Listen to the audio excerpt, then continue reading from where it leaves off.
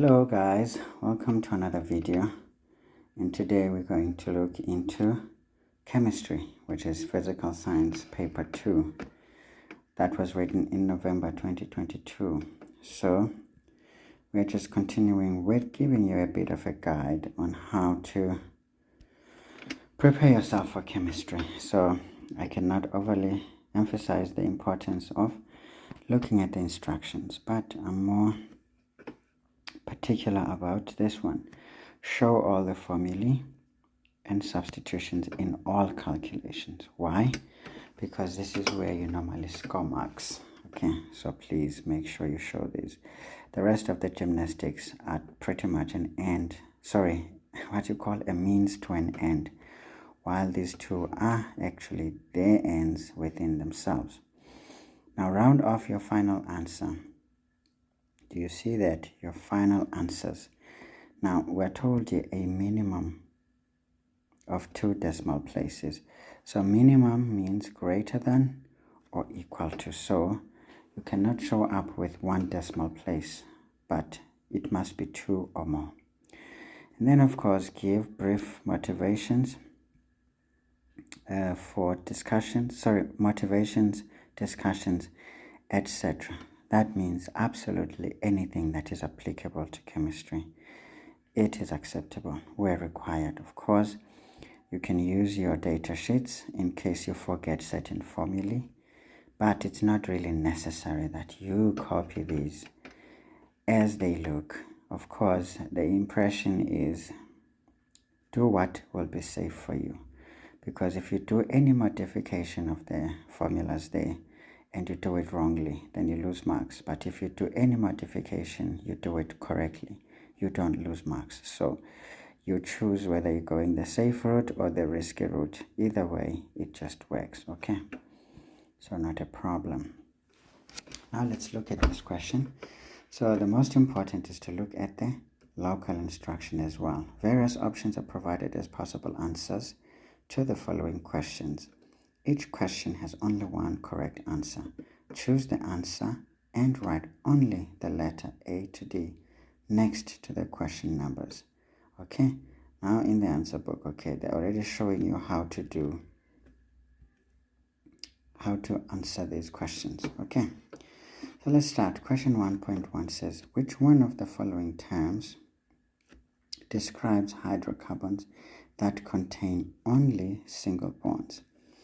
Obviously, this is a saturated hydrocarbon, right? Because it does not necessarily have to be isomers.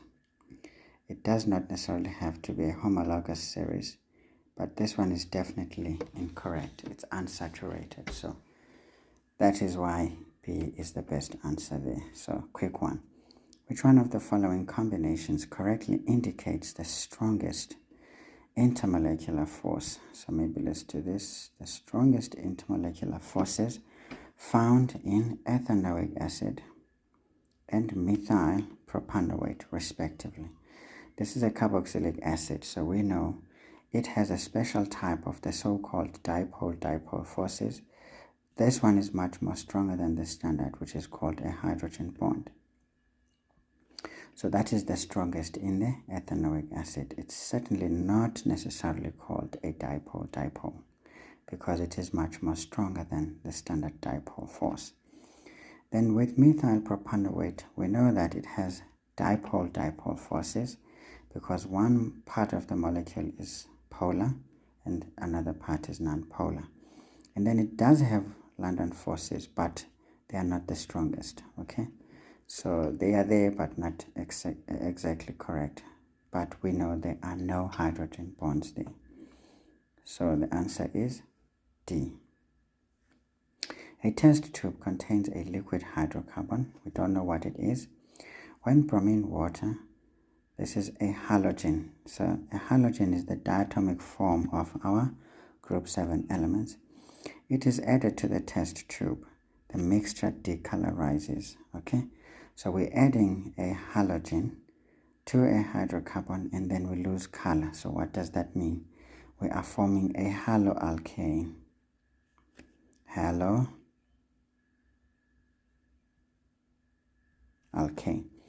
Why do I know this? Haloalkanes are colorless, okay? Okay, not a problem.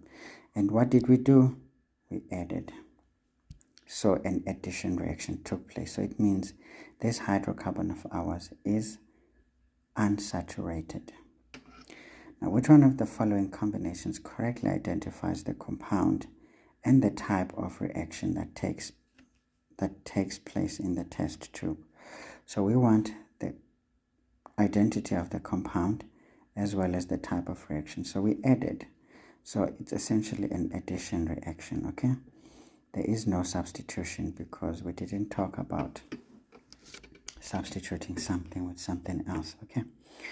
Now, it cannot be an alkane because it's already saturated, so you can't do an addition to a alkane. So it's not a hexane. But a hex-2-ene is an alkene, so which is an unsaturated hydrocarbon. It can undergo an addition reaction. So this one is correct, and this one is correct. So the best answer is C, as it ticks the boxes. All right, let's look at 1.4. Now, which one of the following statements is the correct definition for the rate of reaction? Correct definition. Is it the time taken for the reaction to take place? The answer is not true. The time taken is basically the duration of the reaction. Yes, can give us an indication of whether the reaction is fast or slow. When the reaction takes a shorter time to completion, then we know the reaction rate is fast. When the reaction takes a longer time to completion, then we know that the reaction rate is slow. But it is itself just the duration. Gives a hint or an indication of how fast the reaction is, but it is not itself a measure of that speed of the reaction. Now, the speed of the reaction, the speed at which the reaction takes place. This statement is somewhat correct because this is definitely how fast the reaction is taking place. Now, it is the rate of change in concentration of products or reactants. Technically, when we say rate of change, we're saying per unit time. So this is the most correct definition because we're doing chemistry. Yes, a definition is what is said, okay? It's what it is said to be. But sometimes we can explain this by saying, what does that imply? It implies the speed of the reaction. But how do you define it? You say the rate of change in concentration of products or reactants per unit time, or any amount of change, right? Great. So this is technically more of a definition. This is more of an explanation or the implication of the definition. So C looks more of a stronger answer there. The rate of change in concentration of the products or reactants per unit time. Now basically we're saying there's a change in concentration divided by time squared, isn't it? Because the rate is already per unit time. Now when we divide further by a unit time, then the time becomes t squared. So this is definitely not making any sense in terms of the definition. So C is the best answer, although B looks to be also quite correct, but that definitely is not how we define it, but that is the implication of the definition. So C is the actual definition. All right, let's look at 1.5. Consider the balanced equation for the reaction between magnesium powder and excess dilute hydrochloric acid, okay, in aqueous solution. Now, whenever you react a metal and an acid, what are we producing? We normally produce a salt and a hydrogen gas. Usually the intention is to produce hydrogen gas, but also you can produce a desired salt in this manner. All right, great stuff. So that's what this is. And then 2, let's have a look at what is going on here. Is this an acid-base reaction? The answer is not necessarily, but it looks like an acid-base reaction, but it's not, because we know that an acid-base reaction should yield water and a salt, at least the basis of it. So now what is going on? If you inspect magnesium, it is in natural state, so the oxidation number is 0 here. But Mg here is in ionic form, so this is Mg2 plus here. So the oxidation number has increased from 0 to 2 plus. So this means this is undergoing oxidation. Look at this one. Is the chlorine being oxidized? No, it is Cl2 minus because there's the multiple there. Again here it is still 2 minus, so there's nothing happening to the chlorine, so it is essentially a spectator ion here. But look at the hydrogen. This is 2H plus, which is 2 plus. Here it is 0. So this one is undergoing reduction. So this is a redox reaction. It's an oxidation reduction or reduction oxidation reaction. Again, this is just an extra amount of information, but remember, when you're given an equation, inspect it so that you can understand what is going on, because some questions may just be seeking to, expand on that which you just, interpreted. So which one of the following will not increase the rate of this reaction? Will not increase the rate of the reaction. So we know that there's 5 factors. It's the state of division, or should we say the surface area, and then we would have catalyst, we would have temperature, we would have pressure, and concentration. So volume, not necessarily, especially if it's a volume of a substance, not necessarily the volume of the container. So if we're increasing the volume, remember the acid is already in excess, so the volume won't really affect it, so it is true. But increasing the temperature will essentially increase the reaction rate, so that means it will not increase. Increasing the concentration, answer is no. Adding more magnesium powder. Now the question with this one is, look, we already have powder. So adding more powder, will it increase the reaction rate? That's a bit of a situation right there, because, we already had the same state of division. So if we're adding more, will we really increase the reaction rate? The answer is somewhat, not quite easy to say yes or no.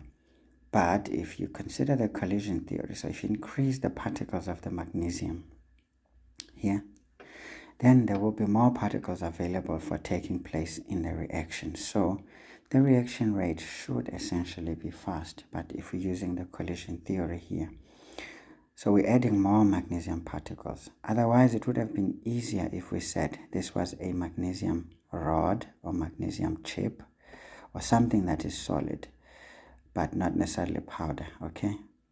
Then we could easily say if we're putting more powder, then the reaction rate becomes faster. But to add the same quality of the magnesium is a bit scary, So I would say question mark, but leaning slightly towards saying incorrect, because this one is definitely incorrect, but this one, I think it's a bit of a debate which is very difficult to get an answer to until we put it to practice. Sometimes there's not enough time to get to see these things happen, but if you have seen this happen by being in the lab, that's good for you. All right, let's move on. 2 identical sealed gas jars, R and S, initially contained gases as shown below. Initially, remember that. Great, so this is what is added into these gas jars. Again, what do we mean when we say identical? We literally are saying same volume, essentially, because what else is so important here? Not necessarily anything else, okay? Now looking at gas jar R, now we have 1 mole of hydrogen gas plus 1 mole of iodide gas sealed into this container. Here we've got 2 moles of hydrogen iodide gas sealed into that container. Now what are we told? At equilibrium, the equilibrium is reached in both gas jars at 500 degrees Celsius, okay, according to the following balanced equation. And as we can see, they share the same equation, but here we essentially have H2 plus I2 going to 2HI, okay? And then on this end, we've got 2HI going to H2 plus I2. Okay, so that's what we've got in there. Now, when we look at this, the two reactions that are taking place in these jars are essentially reverses of one another, isn't it? If you consider this one a forward reaction, here, what is happening here is the reverse reaction, isn't it? Yeah, man, that's what is happening. And then we're talking about equilibrium. So what do we know about equilibrium? We know that at equilibrium, the reaction rate of the forward reaction is equal to the reaction rate of the reverse reaction. Okay? Because this is exactly the same equilibrium that we have here, but it's just considered separately in a way. Great. So that's fine. Now let's look at this one. Question says, which one of the following statements is true at equilibrium? Now, this is not something you can just sniff out what is given and then you can just find the answer somehow. Sometimes you need a bit of a strategy. So let's say we were told here that initially there was 1 mole of hydrogen gas and then there was 1 mole of iodide gas. Initially there shouldn't be any hydrogen iodide gas, okay? The change, what would be the change? If we say let the change be x, okay? We are letting the change be x in this one. So if it is x, then this one is also going to be x because it's 1:1 ratio there. And then here, we're doubling that, so it's going to be 2x, okay? Now, at equilibrium, what will we have? We're going to have 1 minus x, 1 minus x, but here we're adding, so we're just going to get 2x. So this question is naughty. You may take it lightly. It can take you down. So be very careful. So let's do the other one. Say initially, here we are told 2 moles of hydrogen iodide gas happened, and then there should be nothing here initially. But what would be the change? Now, here comes a big question. Is the change in this gas jar the same as the change in this gas jar? So this gas jar, because we have the same equation, and if we're looking at it, it's basically the forward and the reverse reactions considered separately, so to speak. And we are at equilibrium, so the rate is the same. So if the rate is the same, remember how to define reaction rate is the rate of change of amount per unit time of either the product or the reactant. So if you're looking at this, again, we have the same temperature. Now for the same temperature, we essentially will have the same rates, definitely. So if the change is x there, the change should also be x here. And then of course, if there's 2 here, then we have this one. So on this side is going to be half of x, and then also on this one is going to be half of x. Right? At equilibrium, what are we going to have? It's going to be 2 minus x. Here it's going to be essentially half of x. Okay, let me just use arrows here so that we don't struggle. So here's the same thing as what we have over there. Now that we've done our hypothetical things here to try and help us to find an answer, now let's start reading the questions. Which one of the following statements is true at equilibrium? Now we're told here S will contain 1 mole of iodide gas. Well, we don't know. At equilibrium, we just have half of x, okay? At equilibrium for S, it's just half of x, so we don't know what that is.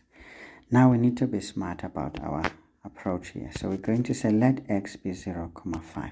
Why? Because if we're going to have something at equilibrium here, it means x must be less than 1. So we're just choosing a number out of convenience.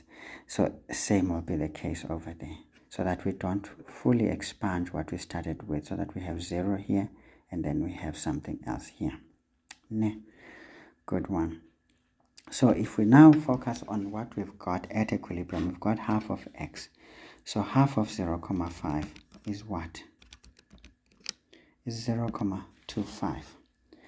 Now 0,25, let's look here. So the answer is it doesn't have 1 mole, but it has 0.25 mole, because we're talking about an actual answer this time, or the actual amount, not a hypothetical amount according to the equation. So I would say here, not quite. Of course, using our aid here. And then R will contain a larger amount of I2 than S. Okay, let's see. R, we're talking about I2 at equilibrium. I2 for R is basically 1 minus 0.5, which is 0.5, right? So we've got 0.5 here at equilibrium. But now let's look at this one. If we're saying this is 0.5, the change, so this is 0.25.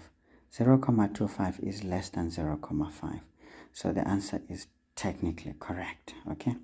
Because if you only had these binomials here and these multiples, you wouldn't know exactly whether this one is big and that one is small. Hence, you have to assign a bit of a value there to try and get an understanding of what's going on. Of course, given whatever we have there. All right, so R and S will contain the same amount of HI. This is 2 minus X. Let's see. 2 minus 0.5 is 1.5 basically. So this one will have 1.5 when we're using 0.5 as the change. But what happens here? This is 2 times 0.5, which is 1. So 1 is less than 1.5. So basically, it's not true. They don't have the same amount at equilibrium. The fact that they are at equilibrium doesn't mean they'll have the same amount, but they remain constant. That's just the key. Now, S will contain a larger amount of HI than R. Yes, we just saw that one. That S will actually contain a larger amount than this one. Of course, considering that the change is 0.5. So this is true. The question is now, which one is the best answer? I mean, these two are equally correct according to this, unless we have made an error in trying to analyze this question. So I would say both these are correct, but you have to write one. So you either choose D or B, but you can't write both, because what did the instructions say? Only one answer. Sometimes they do this deliberately and put two answers and see if you're not going to choose one. And if you choose both, you lose marks, of course, but if you choose one of the two, you get marks. I don't know if by any chance they have only one answer here, then it could only mean there is a mistake in one of the options here. Maybe they wanted to say smaller, probably here if they choose B, or they'll say smaller if they wanted to choose D. So there's a potential for an error in these questions, or it is deliberate in that they want to see if will you make only a single choice, despite knowing that there's actually two correct choices. Again, I could be wrong in my approach, but this is the only thing or the only way that makes sense for this kind of a question at this point in time. Okay, let's move on. Which one of the following salts, when dissolved in water, will not change the pH of water? So what do we know about the pH of water? It is 7, okay? Now, we don't want this pH to change. Of course, when we're talking about pH of water, but we're talking about salts being dissolved in water, this is going to be what we call a hydrolysis reaction. Now, hydrolysis is basically water reacting with the salt molecules. Great. Now, let's see. This sodium carbonate, is it an acidic salt or is it a basic salt? It is basically a basic salt. Okay, so that's good. This one, this is sodium dioate or sodium oxalate. So basically this is a basic salt. Ammonium chloride salt is an acidic salt. Sodium chloride is a neutral salt. So the answer is already this one. Of course, if you don't know this, you'll start looking into these ones. How do you get a neutral salt in the first place?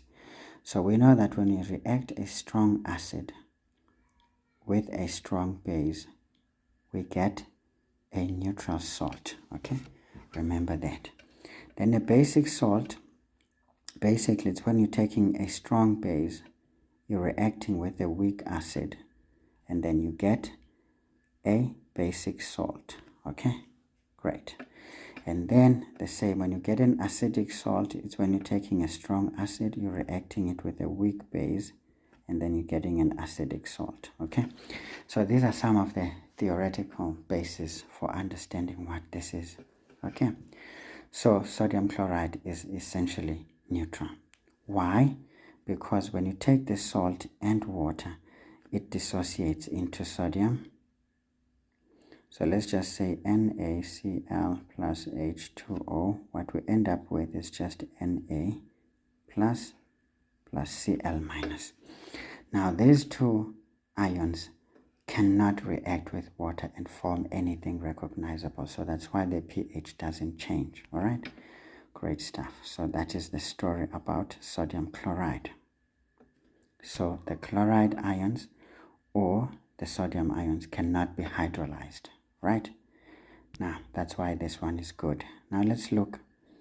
How did we get sodium chloride from an acid and a base? It's when you take sodium hydroxide, you're adding hydrochloric acid.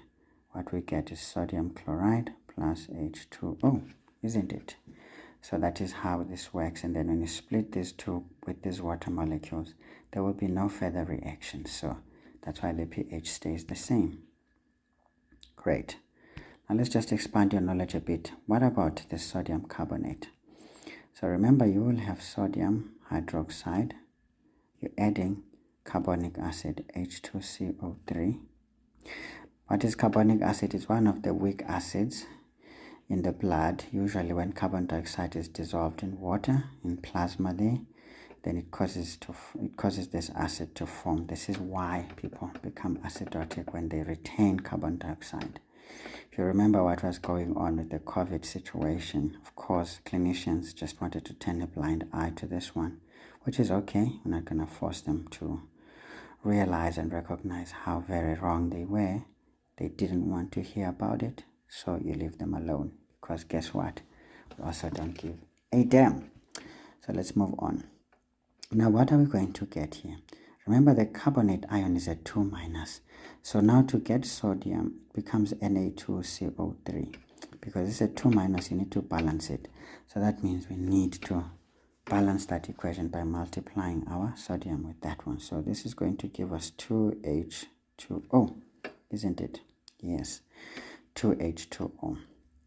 Now, what happens here? We know that this being split by the water molecule is going to split into sodium, maybe say 2 sodium plus ions, and we're going to get the carbonate 2 minus ion. This friend here can actually react with water because it is a weak base. Now what happens? Water will protolyze that thing to form hydrogen carbonate. Yeah? It forms hydrogen carbonate. Sometimes we call it the bicarbonate ion. And then it will also leave remember the OH minus. So remember what happens here. Now what happens is this story. If this guy is being produced, it means the resulting pH of this solution of sodium carbonate is actually basic. So that's why this is a basic salt. So do you see? Chemistry is fun, man. I won't tell you how molecules form and all that. I think I tried with the IEB 2020 paper, put a series of questions there that I tried to explore a bit of why these molecules combine in the ratios that they do. So if you want a bit of a refresher on that, go and look for those videos. But if you're comfortable, then just go with the flow. So this is why this happens, okay? Not a problem. Let's do the last one, although I'm chowing time here. Now, let's look at ammonium chloride, a salt. This one is similar to that, so we're not going to go for that. So ammonium chloride came from a weak base, ammonia, plus a strong acid, HCl.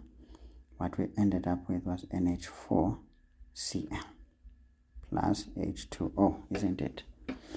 Yes, that is what will happen here. But we don't necessarily have H2O, do we? No, we don't.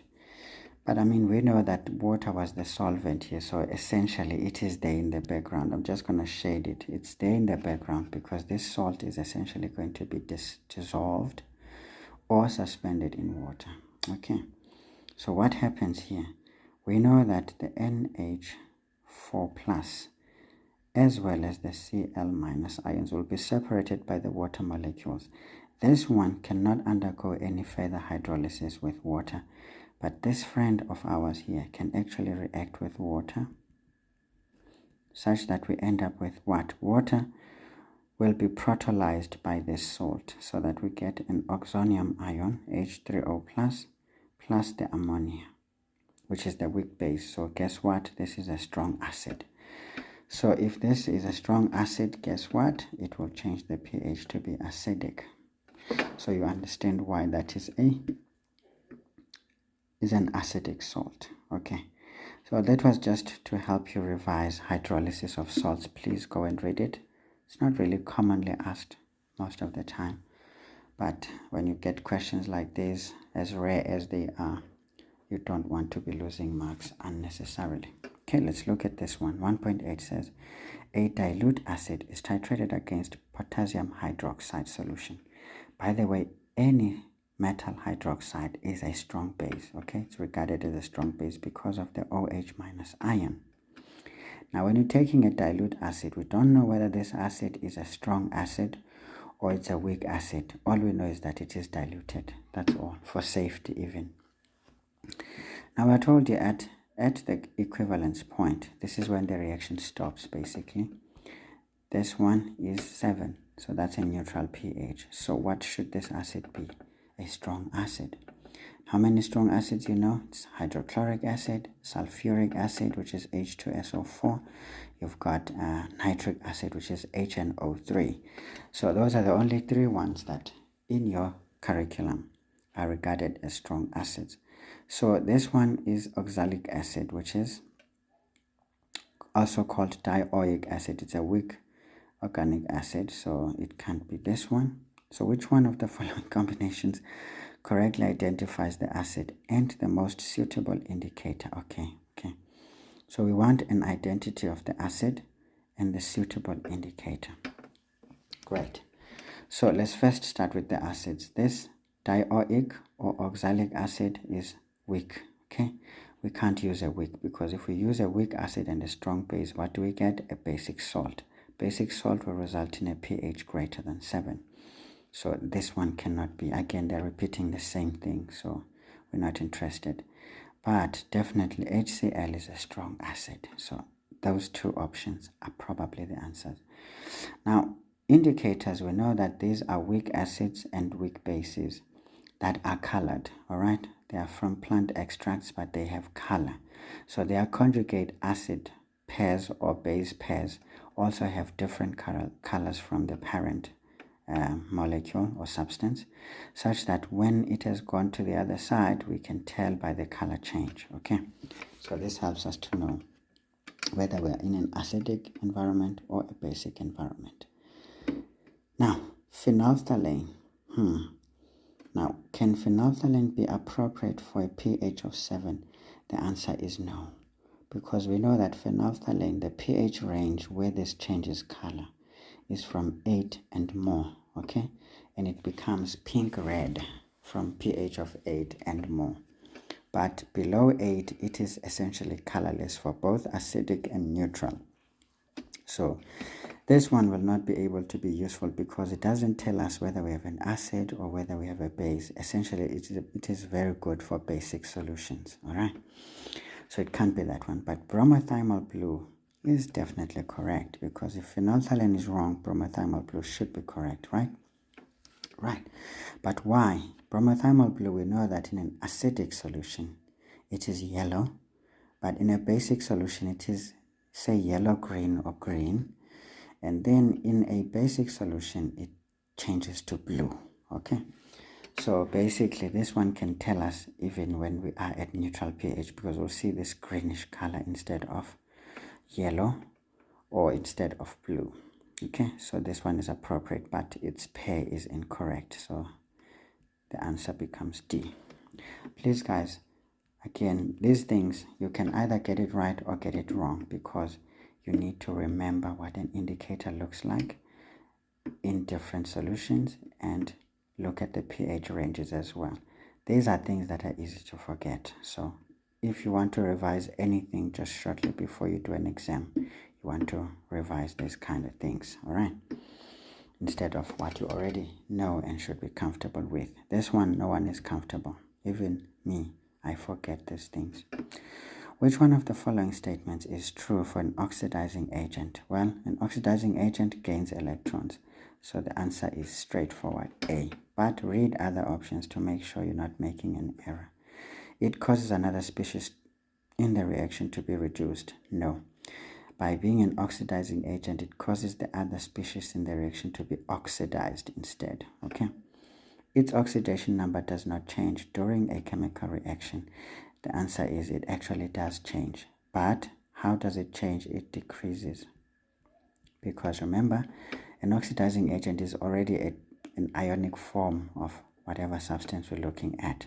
Then it decreases to 0 usually, or at least to an ion of a lesser oxidation number. So it technically decreases.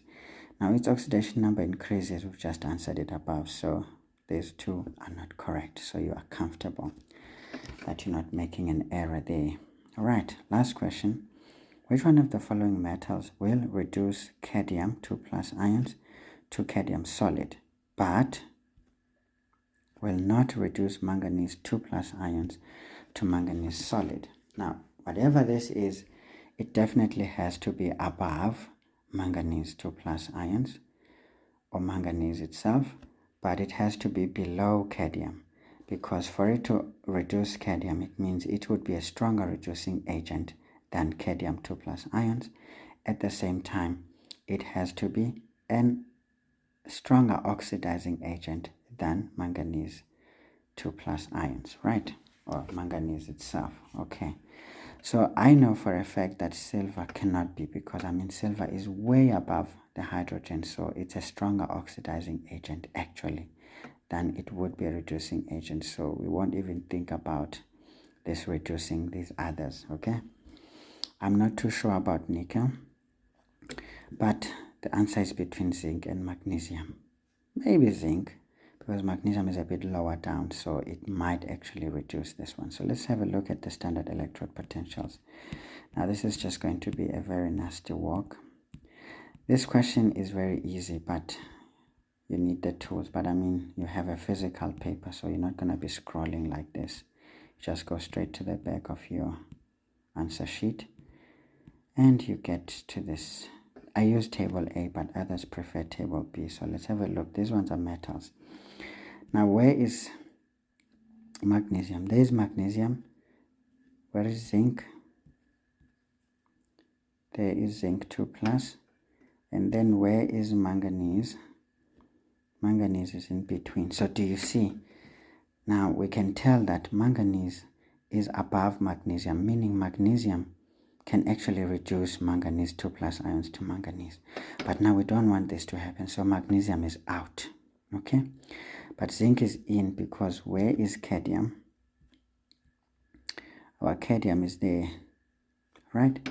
So cadmium is certainly above zinc, meaning zinc will be able to reduce cadmium, but it won't be able to reduce manganese 2+ ions. Why? Because zinc is above it. So zinc is much more of a stronger oxidizing agent than manganese.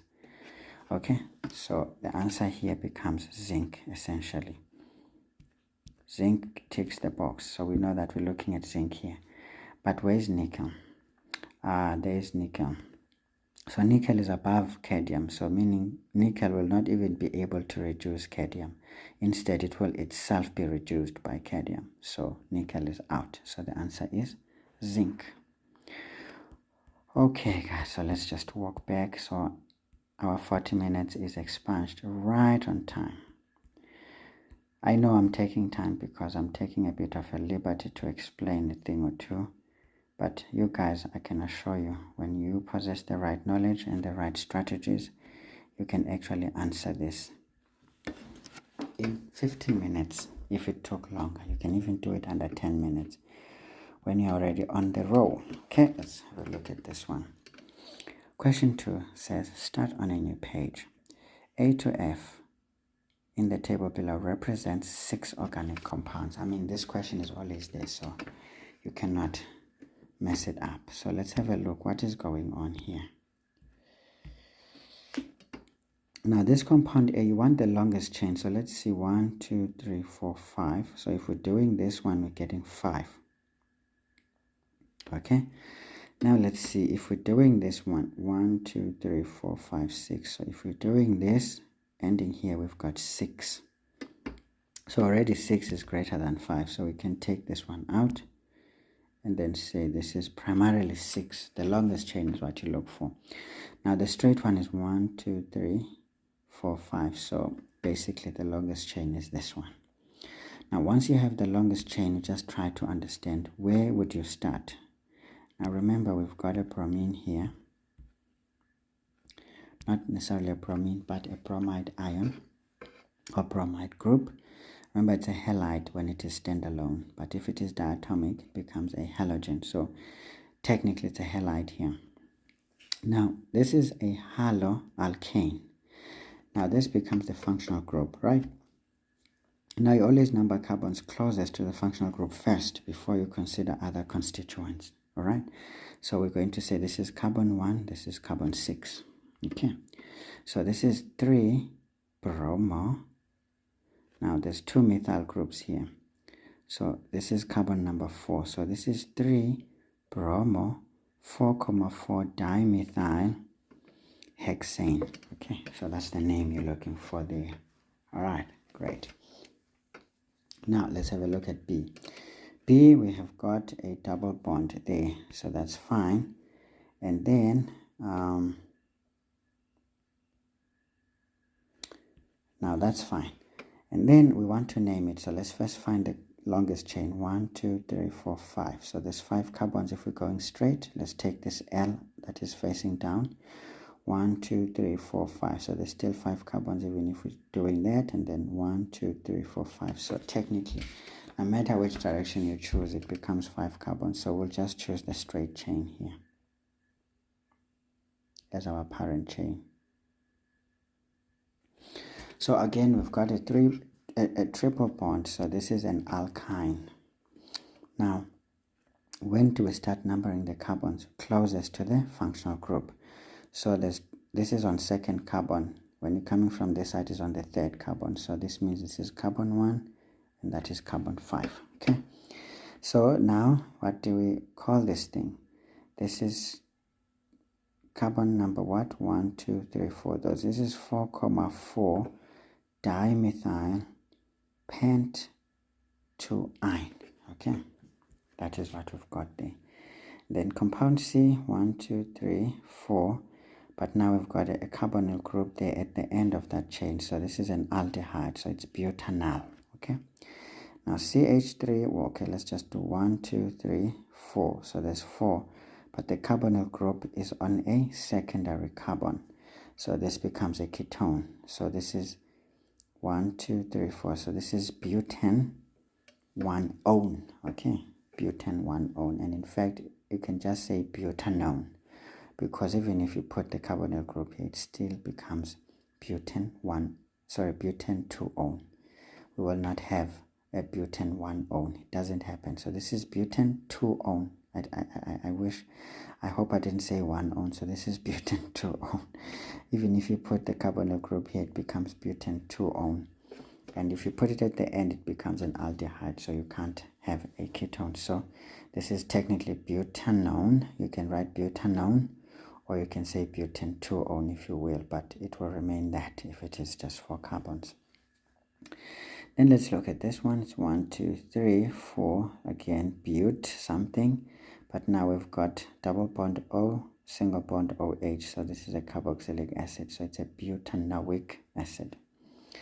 Now this one is 1, 2, 3, 4. Again, there's an OH group at the end. So it's on a primary carbon. So this is a primary alcohol, which is butane 1-ol. because it can be here, it can be there. So this is butane 1 or it can be butane 2 or. All right, those are just the two possibilities for that. Okay guys, not a big deal, so we're doing fine. Now we start answering the questions. Now question 2.1.1 says the letters that represent two organic compounds that are isomers of each other. You can already tell here that these ones, C and D, you know very well from theory. Please know certain things without even checking. You know technically that the same length of a carbon chain for an aldehyde with an equivalent same chain length in a ketone, those are isomers of one another, but we call them functional isomers. So these are the only two isomers we've got here. But you can check by checking the carbons, check the oxygens, the hydrogens, and they should balance, okay? So it's C and D. Okay, let's just move quickly. So we've got 2.1, so 2.1.1 is basically C, and D, because they said 2. So you're getting your 2 marks. 2.1.2 says now the type of isomers, chain, functional, or positional. So already know they belong into two different homologous series. So these ones are functional isomers, okay? Or they have two different functional groups. So 2.1.2, we just write functional. 2.1.3, what do you want us to say? It says now the general formula of homologous series to which B belongs. We saw that these are alkynes. So this one is going to be CnH2n minus 2. And then if you forget this, take a simplest alkyne. So it's 1, 2, 3, like that. So it's going to be like this, hydrogens, hydrogens. Now you test it on this formula. You have how many carbons? 2. So you put a 2 there, and then it's going to be 2 minus 2, which is, sorry, it's going to be 4 minus 2, which is 2. So there's 2 hydrogens, definitely. There's 2 carbons, definitely. So this ticks. So you can double check some things, but some things are not really easy to check. So, but you don't want to lose these crazy marks. Just draw a simple molecule and then test it if this formula represents that, and that should be it. Okay, not a problem. So we've done 2.1.3, so let's do 2.1.4. What is the story here? The name of the functional group of compound F. I mean, the functional group is basically the hydroxyl group. So you just say hydroxyl.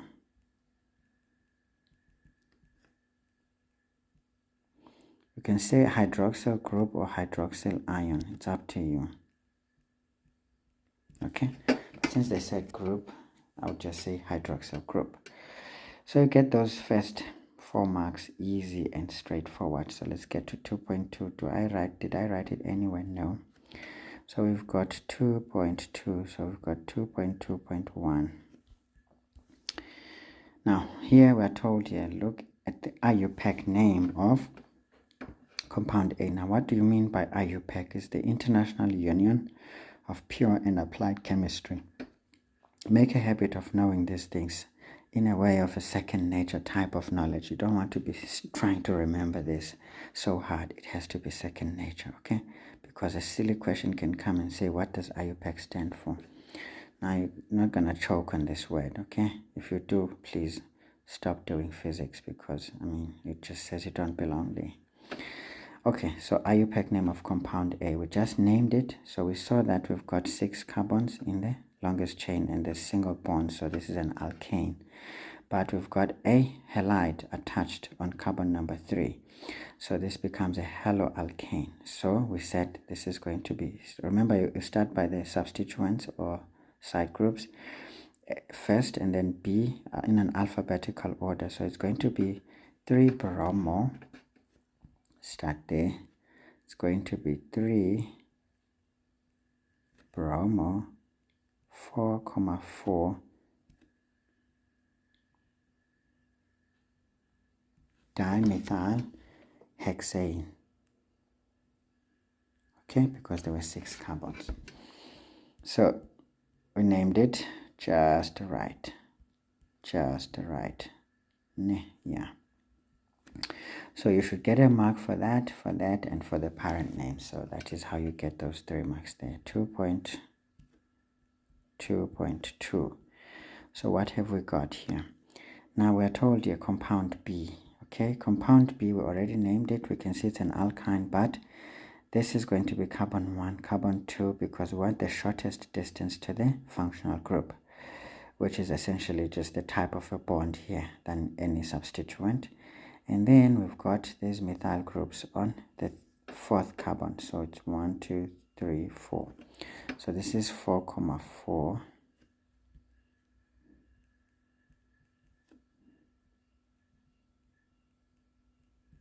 Dimethyl pent, oops, not like that, pent 2-ine. I think it's written like that. Is there an E at the end? I'm not too sure. Kutheni ngizazolibala into esimple kanjena, angaqhelwa kabi ezezinto. Andiqondi uba ndibhale zona, kodwa ke nani nizozibonela. So you're getting a mark for that, and then that. And how many marks was someone getting there? Definitely 2 marks. Okay, compound C. Now compound C, we said it's butanal. Simple, this one. So 2.2.3, this is butanal. Easy there. So 1 mark ideally, but they're giving you 2 marks, so which is fine, not a problem. Now let's look into question 2.3. So question 2.3 says, look at compound F. It reacts with the carboxylic acid to form compound S. Of course, once you take a carboxylic acid and you react with compound F, which is a primary alcohol, we are doing esterification. And we know that type of a reaction is an elimination type of a reaction called a condensation reaction. Okay. And it is catalyzed with N strong acid, sulfuric acid. Now it says write down the type of reaction that takes place. Now remember, type is a condensation reaction, which is itself a subtype of an elimination reaction. Okay, so 2.3, so we've got 2.3.1. So we know that this is a condensation reaction. Now, what is a condensation reaction? It is a reaction where you're taking 2 molecules and you're condensing them by eliminating a small amount, a small molecule there, or a water molecule, as opposed to other types of elimination reaction where in the same molecule you're just eliminating some substituents. But this one, you're taking 2 separate molecules of different order, you're condensing them by eliminating either water or a small molecule, and we know here it's only water with these ones. Great stuff. But if they said name, you could write esterification, but sometimes they allow you to write this word esterification.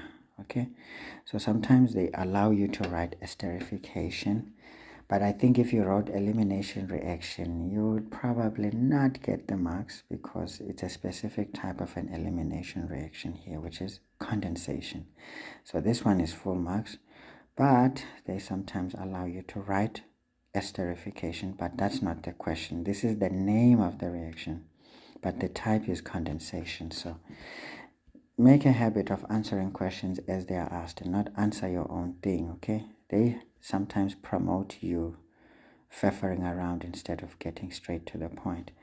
Anyway, let's move on. Compound S has an empirical formula of C. Okay, it has an empirical formula of C3H6O and a molecular mass. Now, this is an actual mass of 116 grams per mole. Now it says write down the molecular formula of the carboxylic acid. So we want to find out what is this carboxylic acid. So this is one of those questions that are designed to cause you a bit of pain. So let's have a look at it.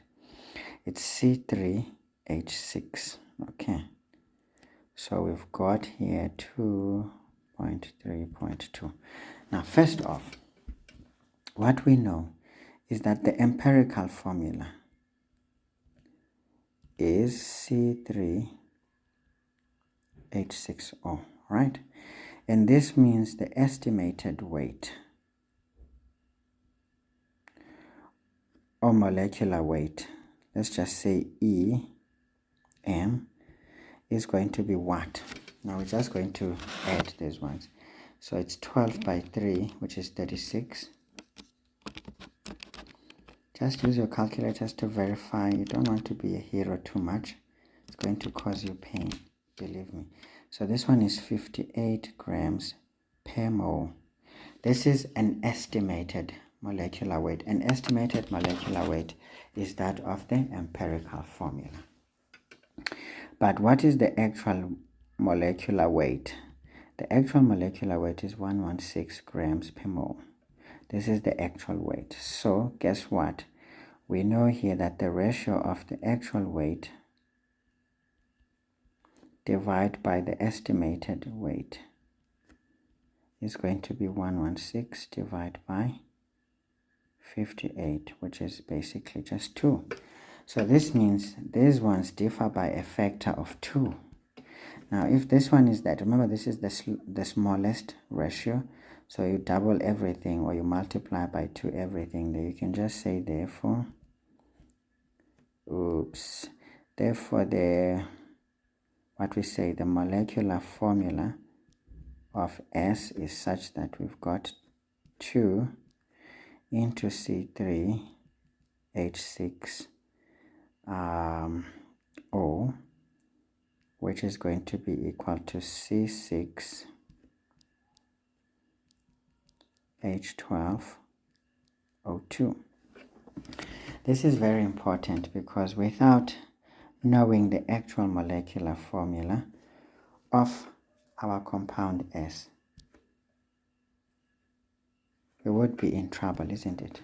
Now, we know that this is an ester already. We know that the alkyl part, remember the alkyl, this thing will lose this OH, right? And then all is left is going to be this hydrophobic end, which is the butyl group. So already know that this is going to be butyl something. So it's already going to be, the ester is 1, 2, 3, 4.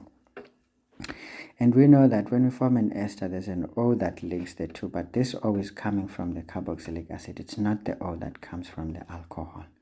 Don't make that error, okay? This one is the O that comes from the carboxylic acid, because the carboxylic acid, when it loses one oxygen, it becomes the carboxylate ion. Okay, great, which is highly reactive.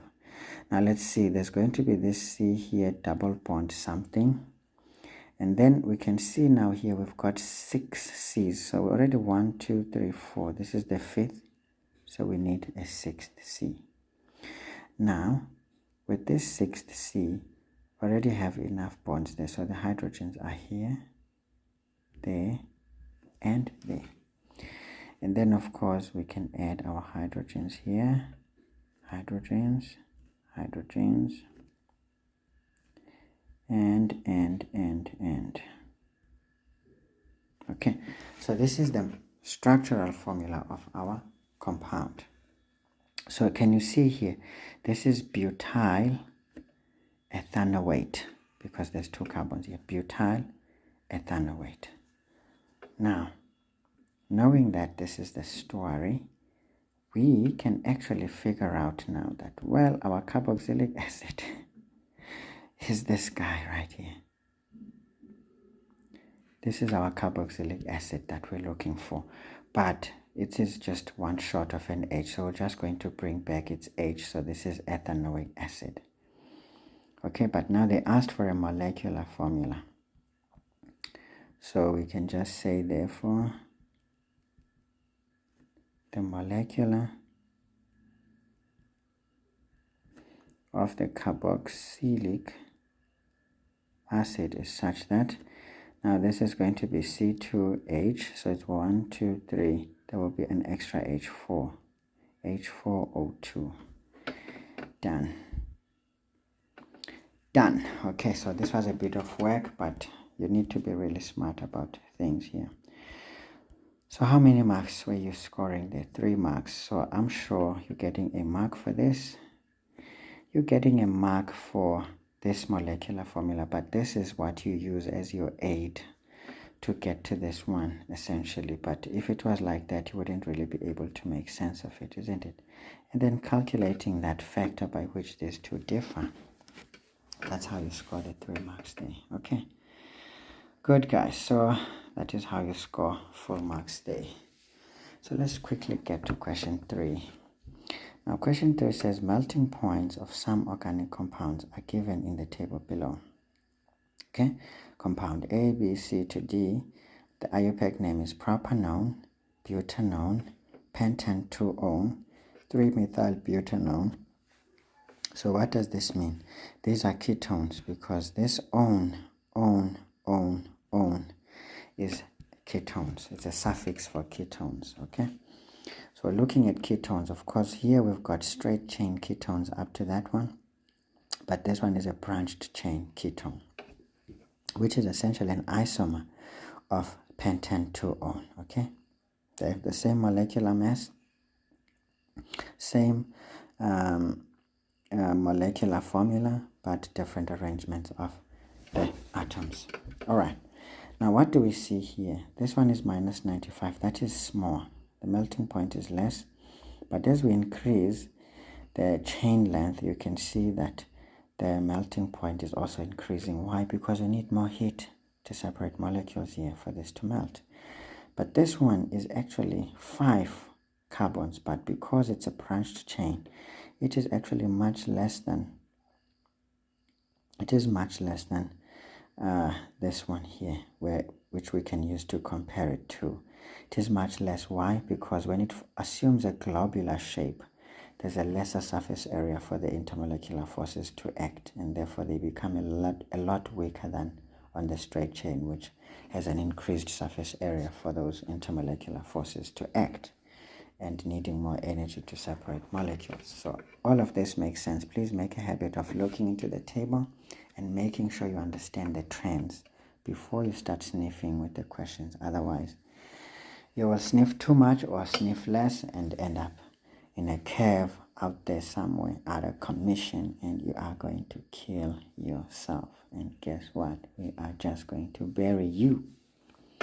That would be our job. If you choose our job for us, we do it. Whatever it is. You want to learn, we will teach you. You want to die, we'll bury you. Finish. Okay, to which homologous series do the above compounds belong? You see, already identified it. So 3.1.1. We know that these are ketones. Okay, great. Next question says the melting points of compounds A, B, and C are compared. Now, is it fair to compare A, B, and C? The answer is yes, because these are straight chain compounds and they are of increasing length, chain length, isn't it? Yes. So we can see that either the molecular mass is increasing or the chain length is increasing. And we can see that the trend is that of an increasing melting point. So that's a fair comparison in a way.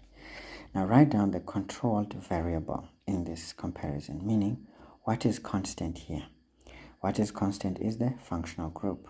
That's it. So 3.1.2, this is the functional group. Sometimes you can say the homologous series. It's the controlled variable.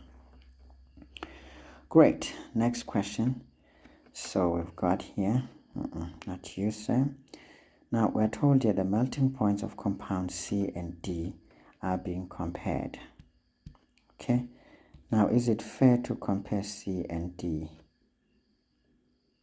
The answer is essentially yes. Why? Because they have the same molecular formula, they have the same molecular mass, but different arrangements of these atoms. So they are essentially isomers of each other. But these ones belong to the same homologous series. So we can essentially call them chain isomers. Great. Now, what is the story here? It says fully explain the difference in the melting points of these two compounds. Now, fully explain. Now you have to consider the necessity of energy. You consider the strength of the intermolecular forces between these two. And exactly the fundamental differences for these to be different is the chain length. Sorry, even the chain type. Okay, so let's start singing the... So we can just say here compound C. We can say C. You can say it has strong dipole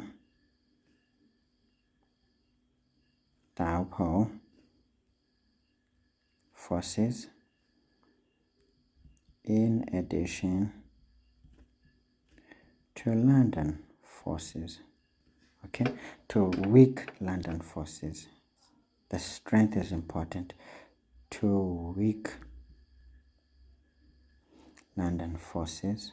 Okay, now we can say due to its straight chain,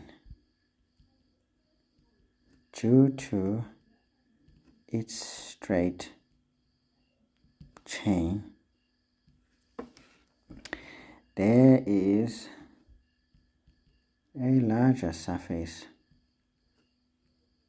area for the action of intermolecular forces, making them stronger than D. Okay, making them stronger than D. You can say therefore more energy is required to separate molecules. You can therefore say hence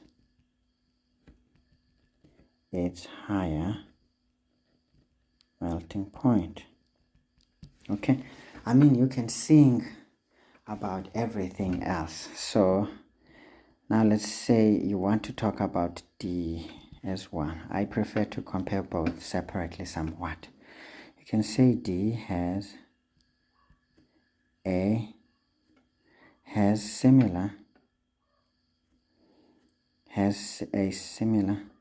you can just say D has a branched chain,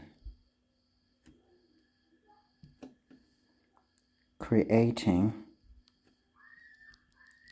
a lesser surface area for the action of intermolecular forces. You can say in brackets similar to C. Intermolecular forces, making them less stronger than C. All right, therefore less energy is required to separate molecules. And then you can say hence its lower melting point. I'm just running out of space. Okay guys, here you just have to sing as best as you can, but make sure you make valid points so that you can score marks. Don't be complacent and lazy. Okay, let's get to 3.2. 3.2 says, the table below shows the results obtained from an experiment to determine the vapor pressure of different straight chain primary alcohols at 300 kelvins. All right. Okay, so that is what we want to deal with. Then let's have a look. Here we have an increasing chain length, right? And we can see with an increasing chain length, we have a decreasing vapor pressure, okay?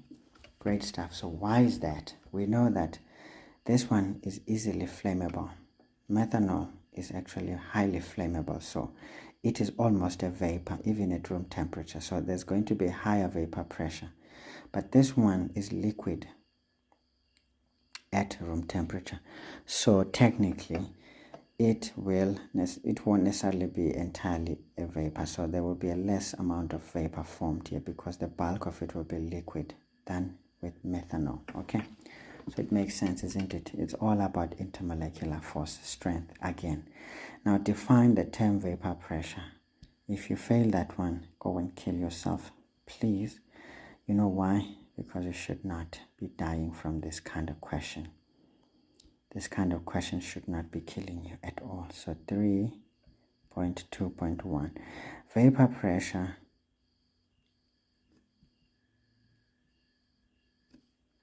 is defined as what? It is the pressure. Some people say force. You can use the word pressure. You can use the word force. It is the pressure, okay, exerted by a gas, okay, in equilibrium, okay, with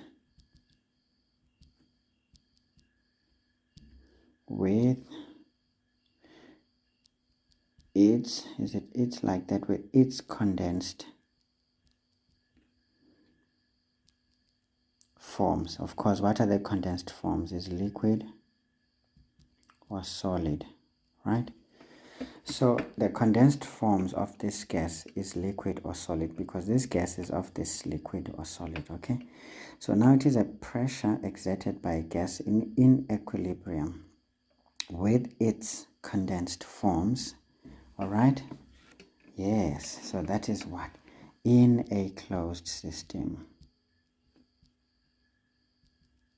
So this is very important, but usually once you talk of an equilibrium, essentially you are somewhat trying to imply, but remember, it's not quite true to say you are implying it, but it sounds, it's somewhere there. Ne?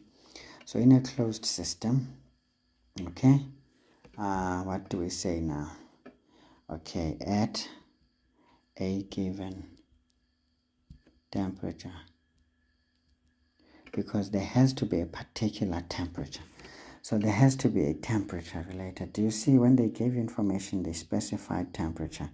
So you have to have temperature somewhere there. And this technical word needs to come out in equilibrium. We have to come up with also the closed system. Okay. Great stuff, guys. So some definitions are a bit technical, but you can use whatever words you choose, but as long as you don't kill the essence of the definition, you will be awarded full marks. So 3.2.2, what are we saying here? Write down the suitable conclusion for this investigation. You can see as the chain length increases, or as the molecular mass increases, the vapor pressure decreases. So you can just say, as the chain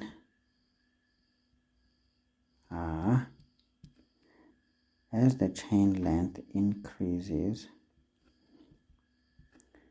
the vapor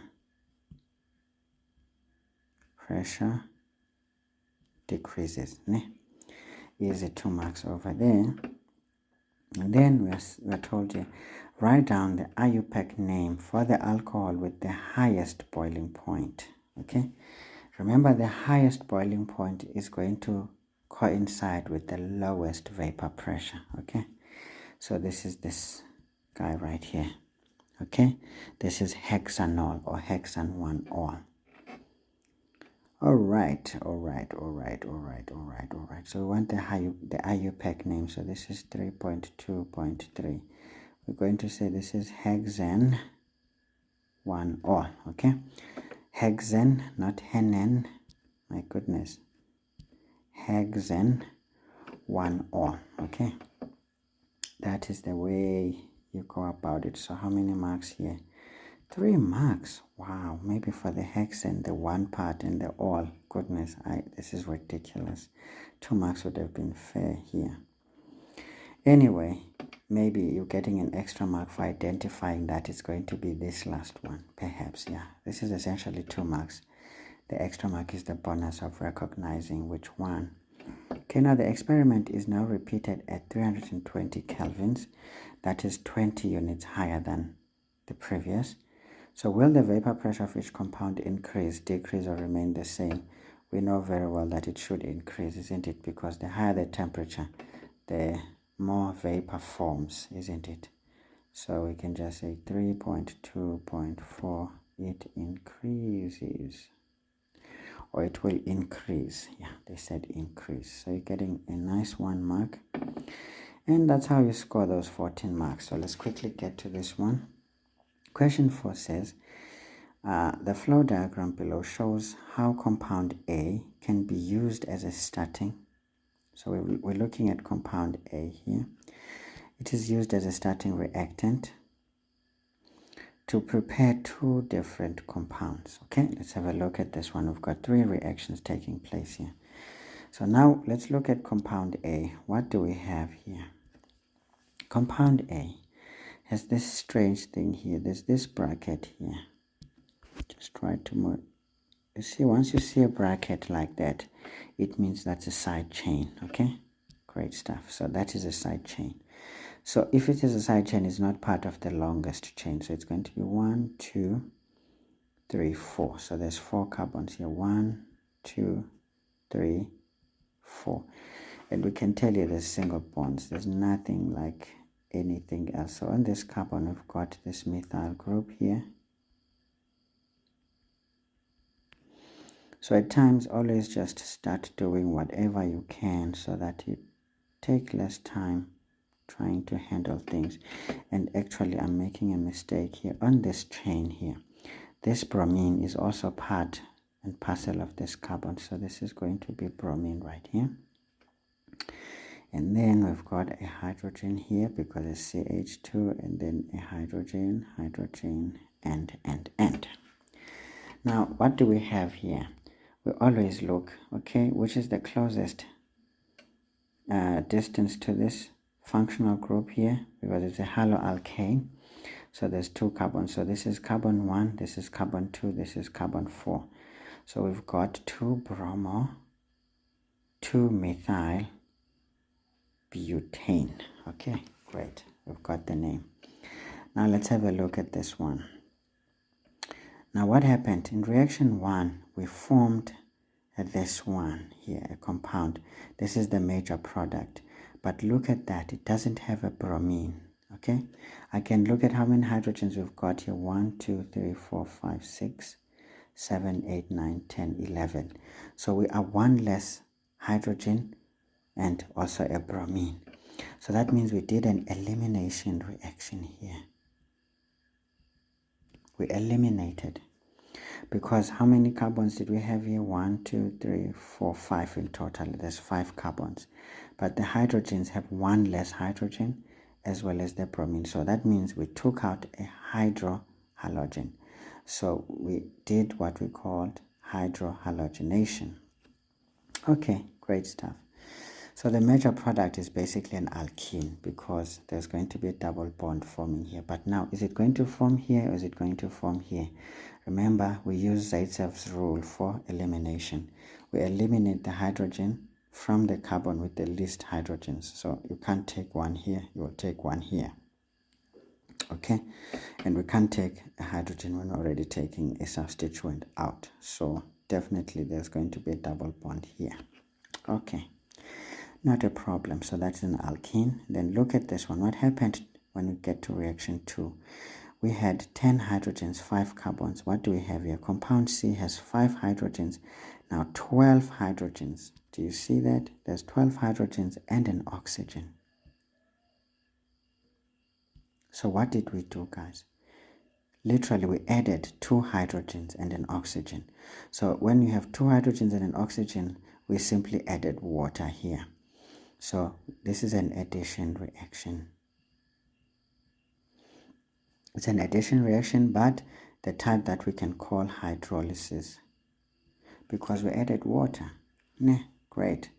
So now we hydrolyzed this to form an alcohol. So this is definitely an alcohol. Okay, not a problem.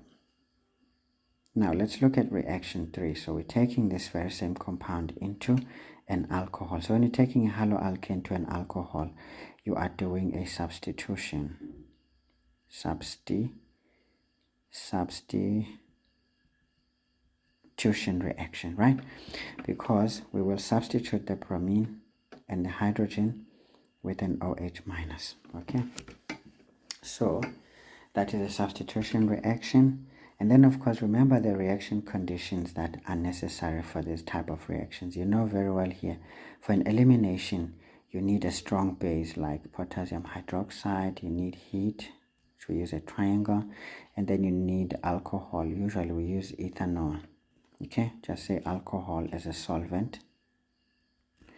And then here it's the same thing, but here you're going to use a, remember this is a concentrated strong base. Here you're going to use a dilute KOH. You're still going to use mild heat and alcohol as a solvent. Alcohol. This one is pretty spontaneous here. You don't need too much. Here you don't need too much. Maybe a little bit of light sometimes it's required, but pretty much the reaction is spontaneous. It doesn't really require much, or say UV light. Okay, not a problem, guys. Let's move on. We don't want to spend too much time, but remember, a little bit of a brainstorming of these kinds of things will help you a long way into answering questions quick. So let's quickly finish this organic chemistry. Is compound A primary, secondary, or tertiary haloalkane? Now if you're looking at this haloalkane, look at this carbon bond, the carbon bearing the functional group. It is bonded to 1, 2, 3 other carbons. So this is essentially a tertiary carbon, and therefore it makes this one a tertiary haloalkane. So that's the answer right there. So let's do 4.1 and start running.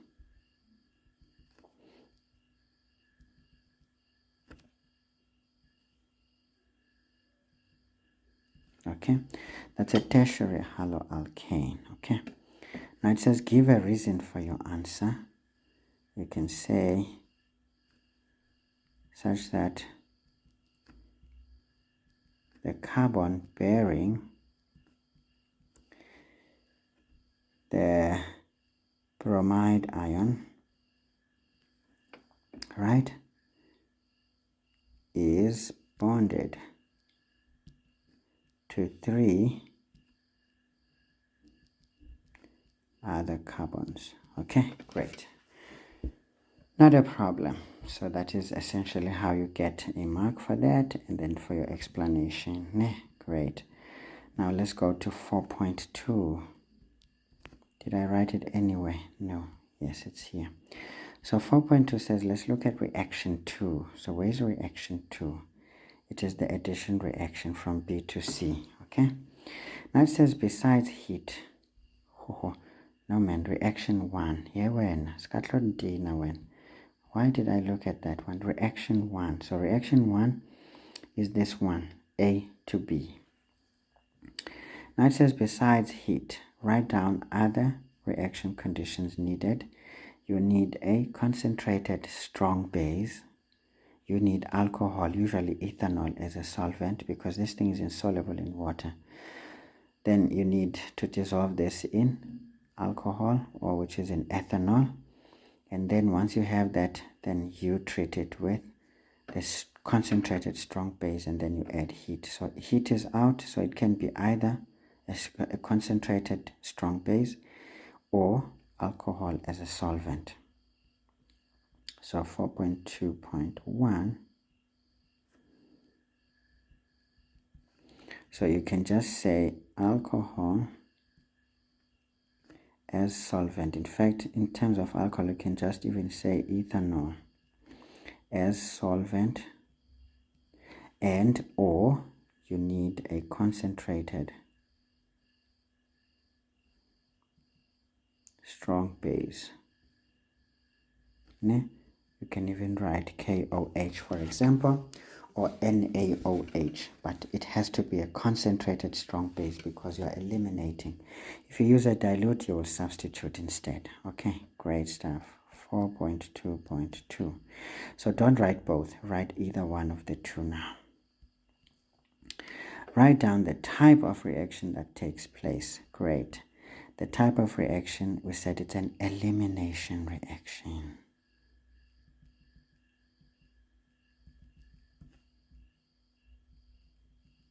Okay, that's an elimination reaction, but you will be forgiven if you wrote dehydrohalogenation. But for me, this is the name of the elimination reaction, but the type is elimination. So technically it's an elimination, but the name, we can start explaining what exactly is going on. We're actually dehydrohalogenating that substance. Okay, 4.2.3.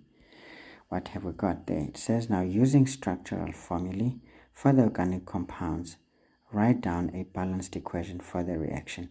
Remember, structural formulae for what? For the organic compounds, not for the inorganic compounds. So usually I like it when they specify, because sometimes they forget to say this, and then it looks a bit cumbersome doing an inorganic compound there in a structural formula, which is like, what are you doing there? We're not in grade 11, please. Okay, write down a balanced equation. So fine, we already know what is happening. We have this structure that we already drew here.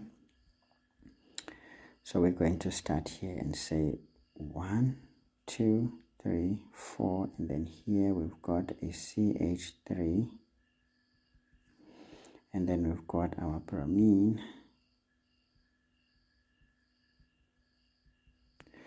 So we've done this thing, Okay, so this is one. Yeah, this is the structure there that we had. And then now we're just going to say here, we're going to add concentrated, okay, KOH. And then here you can even indicate heat, and then you say ethanol as solvent if you want. And then what does this go to? But even if you didn't indicate those ones, it's not going to be helpful, but that needs to show that it's basically concentrated KOH. Sometimes you can write that concentrated here and say C to show that it's concentrated, it's not dilute. And then what do we get, guys? We get 1, 2, 3. By the way, here we're going to form a double bond because we're going to eliminate this and that's according to Zaitsev's rule. Okay, know those rules as well. They are very important, because you may be asked a question, which rule did you use? Understand? Yeah, man. You must understand. Because if you don't understand,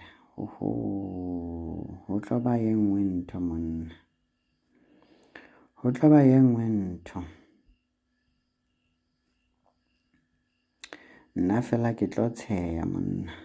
1, 2, 3, 4, double bond. Yeah, everything looks pretty okay. Okay, so that is the structure we're going to get. Plus, now what happens here? Now we're going to have potassium bromine or potassium bromide. It's going to be KBr plus. This one will take out the OH and form water. Okay, so that is it. But they said for the organic part, you do structural formula. For these ones, you just do molecular formulas. It's much safer and sensible to do that. Okay, guys, how many hydrogens did we have before? We had 1, 2, 3, 4, 5, 6, 7, 8, 9, 10, 11, 12. Now on the other side, how many do we have? 1, 2, 3, 4, 5, 6, 7, 8, 9, 10, 11, 12. So we've got 12 hydrogens. Carbons, 1, 2, 3, 4, 5. 1, 2, 3, 4, 5 carbons. Potassium's 1, there's 1 potassium. Bromine, there was 1, there's 1 bromine. Oxygens, there was 1 oxygen, there's 1 oxygen. So everything is perfectly balanced. Now let's see, how do we get the marks? 5 marks. Ho, ho, ho. Of course, you're getting a mark for the structure because they didn't ask for it. And you're getting a mark for that friend right there. And then you're getting a mark for this guy. And you're getting a mark for these two. Right. No, man. For each one, man. For each one, for each one. Getting a mark there. So that's how you score the 5 marks. Greatly, greatly. 4.3, we're looking at reaction 2, which is now the addition reaction over there. Okay, so we saw that we added water. Now it says, write down the structural formula of compound C. Okay, we want the structural formula of compound C. There's 5 carbons there. So we're going to say 4.3.1. So we've got 1, 2, 3, 4. Okay, but remember, this structure is pretty much similar to that. There is a side chain there. That side chain is pretty stubborn. It won't go away. Okay, that's what we're going to get. But now, whose rule are we going to use? Remember, there was a double bond here. There's a double bond there. Now, what happens here? The hydrogen will add to the carbon with the most hydrogens, right? Between these two, remember these ones are already fully occupied, so they don't participate. So between these two carbons, this one doesn't have a hydrogen because it's bonded to just another carbon. But the one that already has higher number of hydrogens is this one. So the hydrogen will add to this carbon. The hydroxyl group will add to the other carbon. That is Markovnikov's rule. So for addition reaction, you're using Markovnikov's rule. So we're going to have the OH minus here, but it's never written like that. So it's written like OH like this.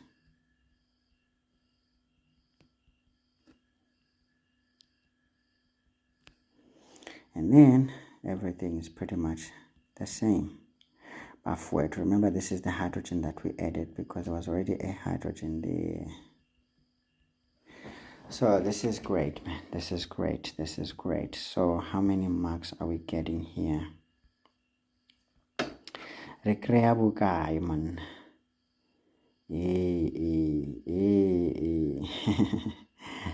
Okay, 2 marks. Okay, great. So I guess it's just knowing where the hydrogens will add, I guess. We can just say 1 mark for this, and then knowing where the hydroxyl group will add.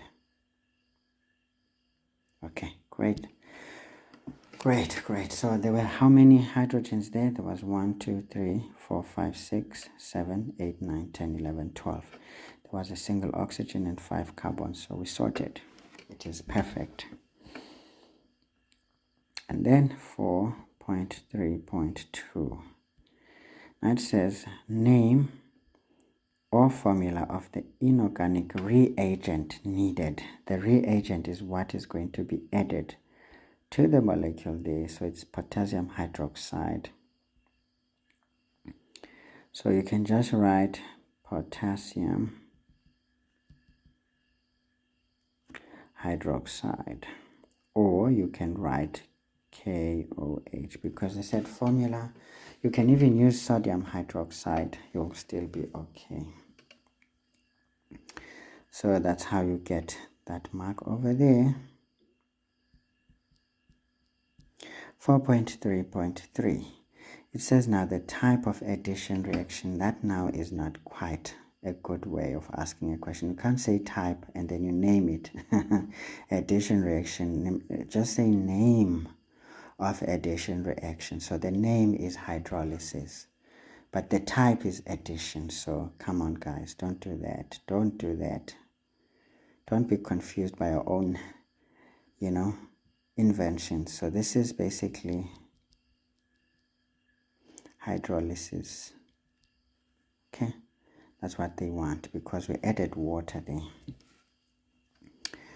Okay. Yeah. Now I made a mistake here. It's not potassium hydroxide that you need. Damn it. Hey when. What le unshapisa kaphafa. This is H2O or you write water. But don't write both. Either you write H2O or water. If you write both, you lose marks. Ne? Don't be beaten by silly questions like this. It's either one or the other. Okay? Okay, guys, so this is great. So let's look at reaction 3. Yo, this organic chemistry is dragging. Come on, guys. Reaction 3 says write down the type. Now you're talking. The type of reaction that takes place there. For reaction 3, we already saw that we're doing substitution reaction.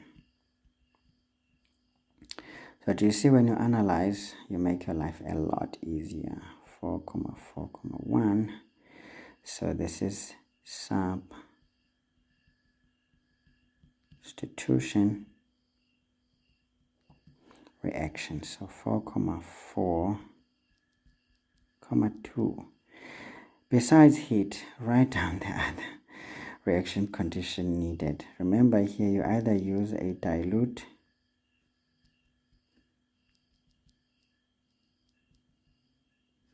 strong base like potassium hydroxide, or you use alcohol.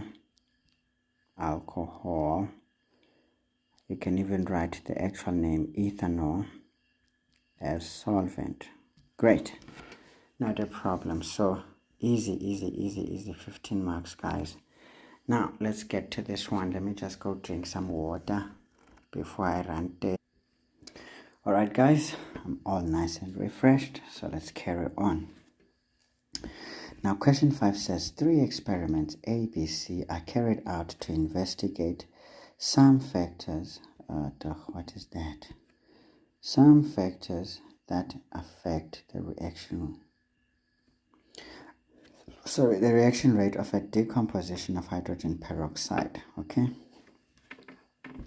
Now the balanced equation for the reaction is here. Okay. All right. Okay.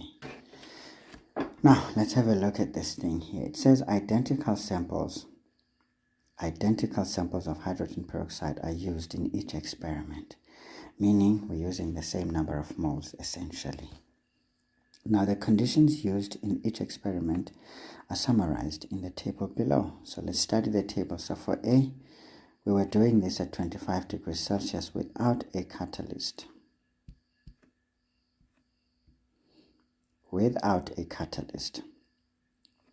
Okay.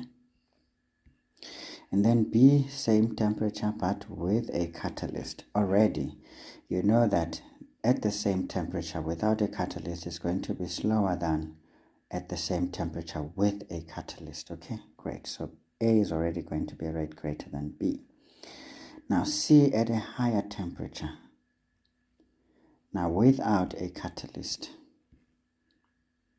For the fact that this is at a higher temperature, it's already going to be higher than A usually. And we can debate about between B and C because now that one we'll need to know a little bit more. Okay, because you cannot just make the assumption that if it is 35 without a catalyst, it's going to be faster than that. You don't know for sure. What if they will be equal? So these two can be quite a situation to just make a conclusion. So you know that between these two, you cannot really tell unless you have some additional information. Anyway, in which experiment A or B is the reaction rate higher? So I'm glad the comparison is with the ones that we can actually use the collision theory to explain the answer. Again, this question is forever present. So it's a very easy 4 marks. So you just need to study what the collision theory says, and you check as well from the past exam questions on how they answer this question so that you just do what you see most of the time. So let's do 5.1 here. So we know that the reaction rate is going to be that of B with a catalyst for the same temperature. So we know that it's going to be B. Okay, now the explanation is the catalyst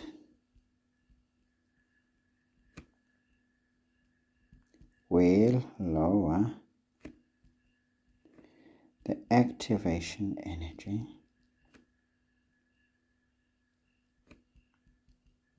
of the reaction so that more molecules have sufficient kinetic energy to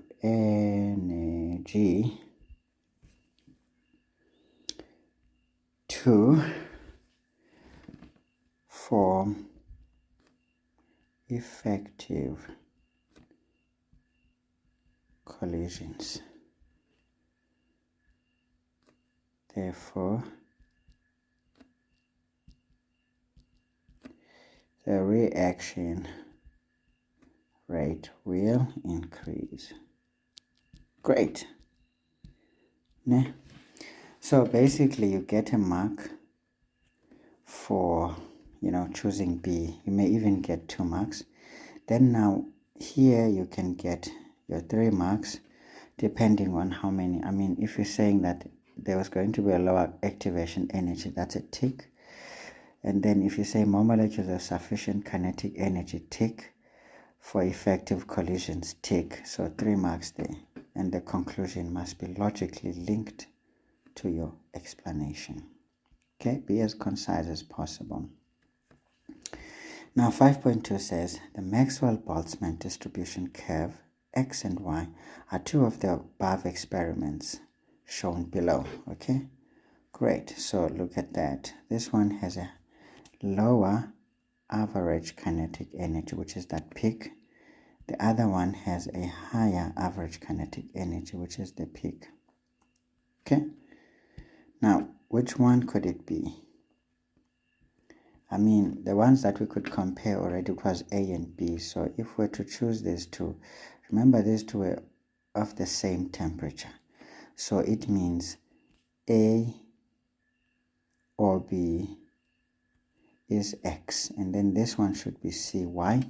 Because this is at a higher temperature than the previous. These ones were of the same temperature. So the peak or the average kinetic energy should be the same, but for the one with a higher energy, higher temperature, the average kinetic energy is already higher. Okay, and it is going to be less tall than that because more molecules have actually a higher amount of energy, and while less will have of less energy than in this case here. More molecules will have low temperature or low kinetic energy, and less will have sufficient. Okay, great stuff. So it says now identify curve X or Y that represents experiment C. So we can already see that this is Y. So a small little interpretation is very key. So this is 5.2. So it's Y that represents C. So you're just getting 2 marks there. So they've been consistent on this question. They asked it in the May June exams last year. They asked it in the trials. I've seen this one.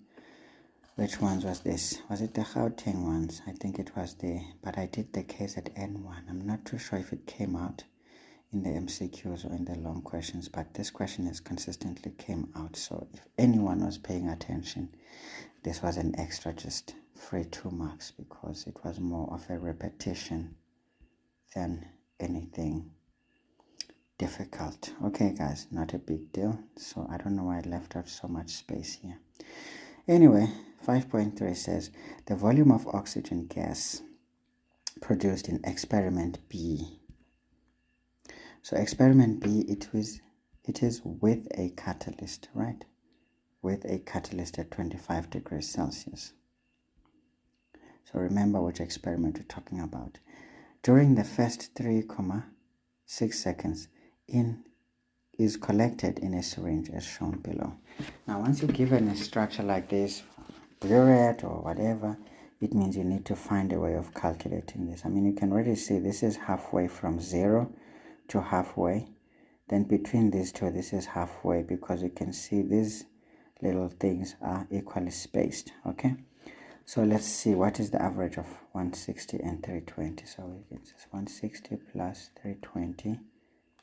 We divide by 2 there, we get 240. So this is 240 right there. Okay, and then what is the average between this 320? So just say 320 plus 480, and then we get 800 divided by 2. This is 400 right there. And then what do we see here? From 160 to 240, what is that? So we can just say, in fact, we can even say 400 minus 240. 400, not minus 240, but minus 320, man. Damn it. 400 minus 320, the immediately one. So we can see that the difference between these two is 80. Okay, then let's see what is the difference between 320 and 240. It's 80, so it's 80 even here. And then 240 and 160 is basically 80. So what is that? That is 80. Okay guys, so it helps. I mean, this is an arithmetic series if you think about it, with the common difference being 80. Hallelujah. So a bit of maths here is back. So what is that? So we just say 480 plus 80 gives us 560. So this one is 560. So that is the total volume of the gas that we collected. Okay, this is the gas right here. Oxygen. Umoya oyingcwele, moya ohalalelang. All right. So this is important. And then what is the unit of measurement? It is centimeter cubed. So basically we collected 560 centimeter cubed. So always analyze these things. Don't wait until they scare you with questions. Write down the volume. See, volume of oxygen gas collected in the syringe. There you did it. And they're saying write down, so they're not saying show us the calculation. Okay, so 5.3, so 5.3.1. The volume here is 560 centimeter cubed. That's it, 5.3.2. Now it says the balanced equation for the reaction is, we already saw it above, so we ain't scared. Okay, so technically, what is the question now? It says calculate the mass of water produced that was produced during the first 3.6 seconds. Take the molar gas volume as 24,000 centimeter cubed per mole at 25 degrees Celsius. So this is very easy. This is very easy. So what can we do here? We need to use what we know, oxygen. So the number of moles of water is twice the number of moles of oxygen. So a 4-mark question, you can do it in a complex manner, which sometimes can be ridiculous. So sometimes it's nicer to split it apart. Let's just do the split version of it. 2 steps. So first of all, to answer 5.3.2, what we need to say is, one thing is this one. We know that 2 moles of water react with 1 mole of oxygen, for the reverse reaction, of course. But I mean, it's not really reversible, so I don't know what we're going to say paper2, but in fact, you may even not want to say this, but let's leave it like that. We can just say this implies that the number of moles of H2O is going to be twice the number of moles of oxygen, which is going to be 2 into, what is the number of moles of oxygen? Is going to be the volume that we got, which is 560, divide by the molar gas volume, which is 24, squared there. So this will give us the number of moles of water. So we know that we've got 2 into 560 divided by 24,000. So here I'm getting 7 over 150 mole. I mean, there's nothing, just leave it like this because it may haunt you if you start rounding off. You can say then what? We know that the mass of water is going to be the number of moles of water multiplied by the molar mass of water. Okay, so which is 7 over 150 multiplied by, what is the molar mass of water, is 18 grams per mole. Now you need to know this one, 16 plus 2, right, so let's do this one, saying times 18. So here we're getting 0.84 grams. Great stuff. So we're good. I mean, usually 4 marks is 2 steps, but sometimes certain equations can allow a bit of a complex because certain calculations can be a bit silly. So alright guys, this is great. How many marks are we getting here? 4. So technically for me, this is correct. To do that is very important, and to get this number of moles is important. Here we can say getting this one is important, correct substitution, so that's how you get the 4 marks. If we regarded this as the formula, you're not going to get a mark for another formula. Or if you don't want to write that, you mark this one, then you can mark the formula here. So it's up to you how you want to look at this. Okay, that was 5.3.2. Now we're going to look at 5.4. Great. Guys, I'm losing time. Why am I losing time? Move. So, am I too relaxed now? Okay, 5.4, we're told here the graph below, not drawn to scale, very important to remember that, is obtained for the mass of oxygen gas produced over a period of time in experiment A. Okay, now if you look here, you can see that the gradient here is a little bit steep in a similar manner. If there's a change, it's very slight.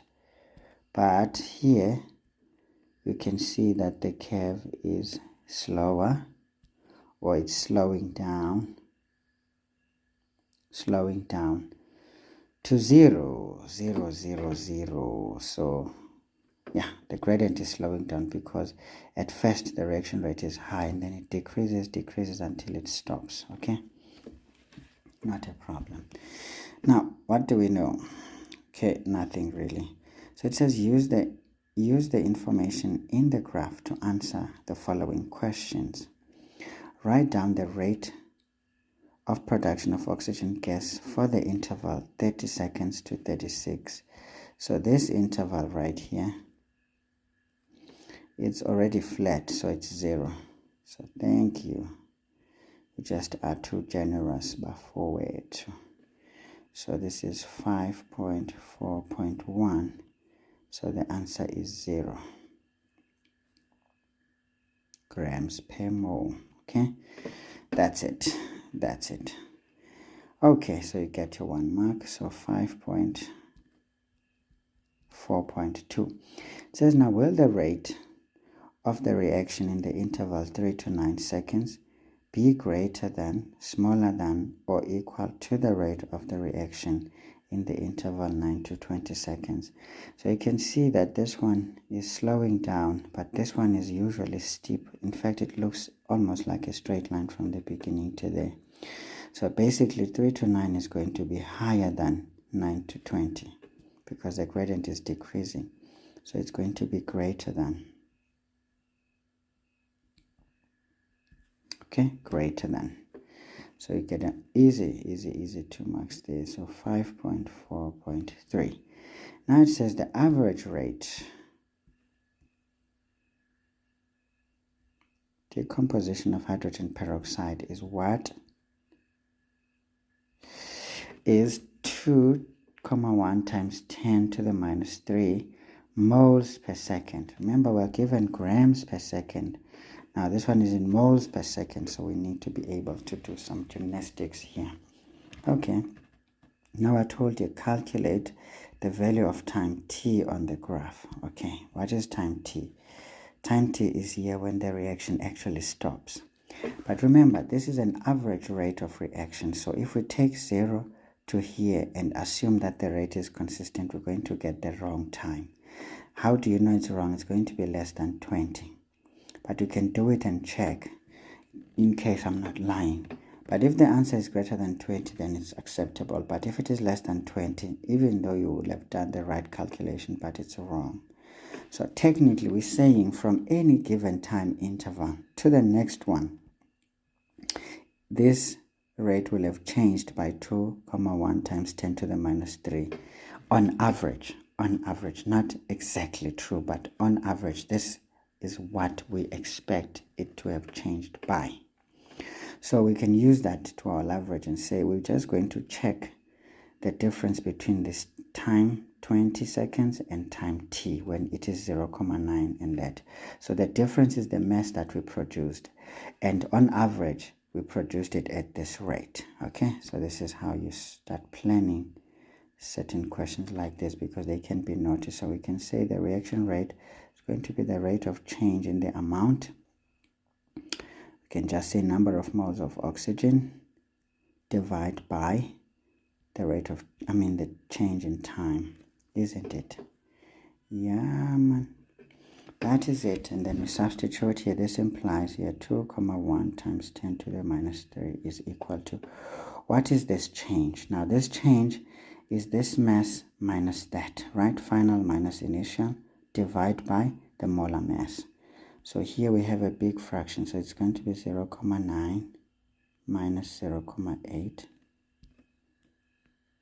over 32, because oxygen is 16 by 2, right? And then all of that, we're dividing it by the change in time. Time was t minus 20. Okay, that one is in brackets. So this is what you do. Now, if you're doing gymnastics, you're going to cross multiply that and divide by this one. And then transpose the 20. So you can already say t is going to be 0,9 minus 0,8. I'm just prolonging here to avoid needing to round off. Then here we're going to divide by this one, 2,1 times 10 to the minus 3. And to all of that, we're going to add 20. As you can see, whatever this is, it's going to be a very small thing. But if we add it to 20, it's going to give us time that is acceptable for this area right there. Now let's do the calculation. So we've got ourselves a very complicated scenario here. So this 0,9 minus 0,8 is essentially 0,1. Divide by 32. All of that divide by 2,1 times 10 to the minus 3. And then to that we're adding 20. So I'm getting an answer of 21,49 seconds. Okay, that should be okay. All right, that should be okay. So technically I just complexed everything together. Of course, the formula is important. And then this calculation here, this numerator is important. It gives you a mark. This numerator is essentially important. And then the general substitution is a mark, okay? So we already have 1, 2, 3 marks. And then we're getting a 4th mark here. How many marks were we getting? 5. Okay, what else can we look at? So probably this calculation is also a mark. That's what they're trying to suggest. So you're getting quite a lot of marks in a very small space. No problem. We move on. Is that finished? Wow. These are 19 marks. Okay. Let's keep moving, guys, so that we can just save a bit of time. Okay, now let's look at this one. What we've got here is carbon solid reacts with sulfur gas according to the following balanced equation. So we've got carbon there, solid, adding 2 moles of sulfur gas, going forward, going backward to sulfur dioxide. What is this? Carbon disulfide gas. Okay. Now, we're told delta H is positive, meaning the forward reaction is endothermic. It consumes heat. Now, we're told that the system reaches equilibrium at temperature T in a sealed container of 2 decimeter cubed. Will always be given the volume of the container. Now, Kc value is, again, this is an important number, is 9,4 at temperature T. Now, state Le Chatelier's principle. This one is easy, guys. I feel like not doing it, but I would not be doing justice to this revision if I do that. So 6.1, we know that this man, Le Chatelier's,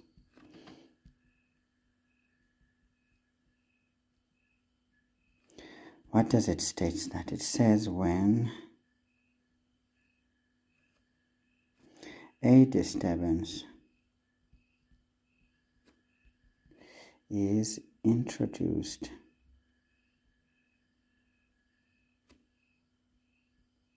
into a chemical system in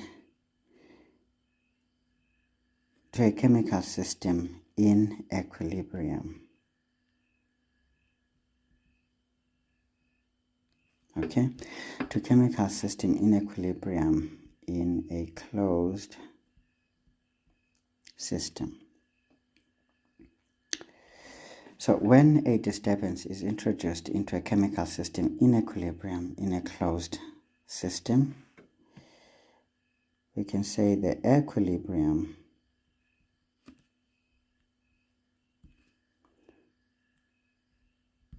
will shift so as to cancel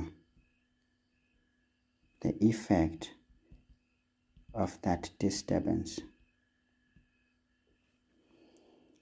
until a new equilibrium is re-established.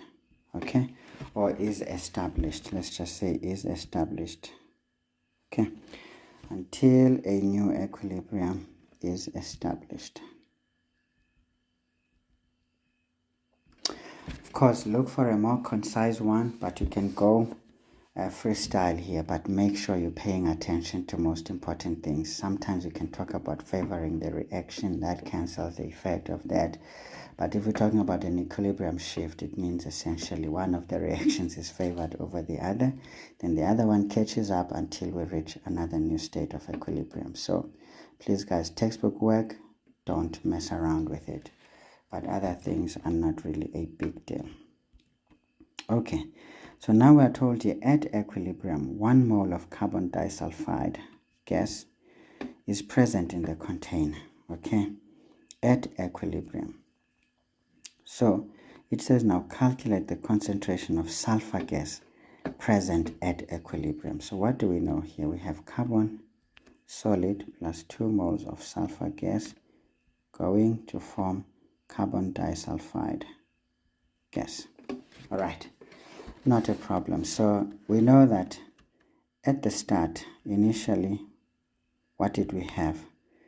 We had something we don't really care about. A solid will not feature, so we're not interested. But X is, we can call this one X. Initially, that's what we have. then what happens? There was nothing initially here. Okay.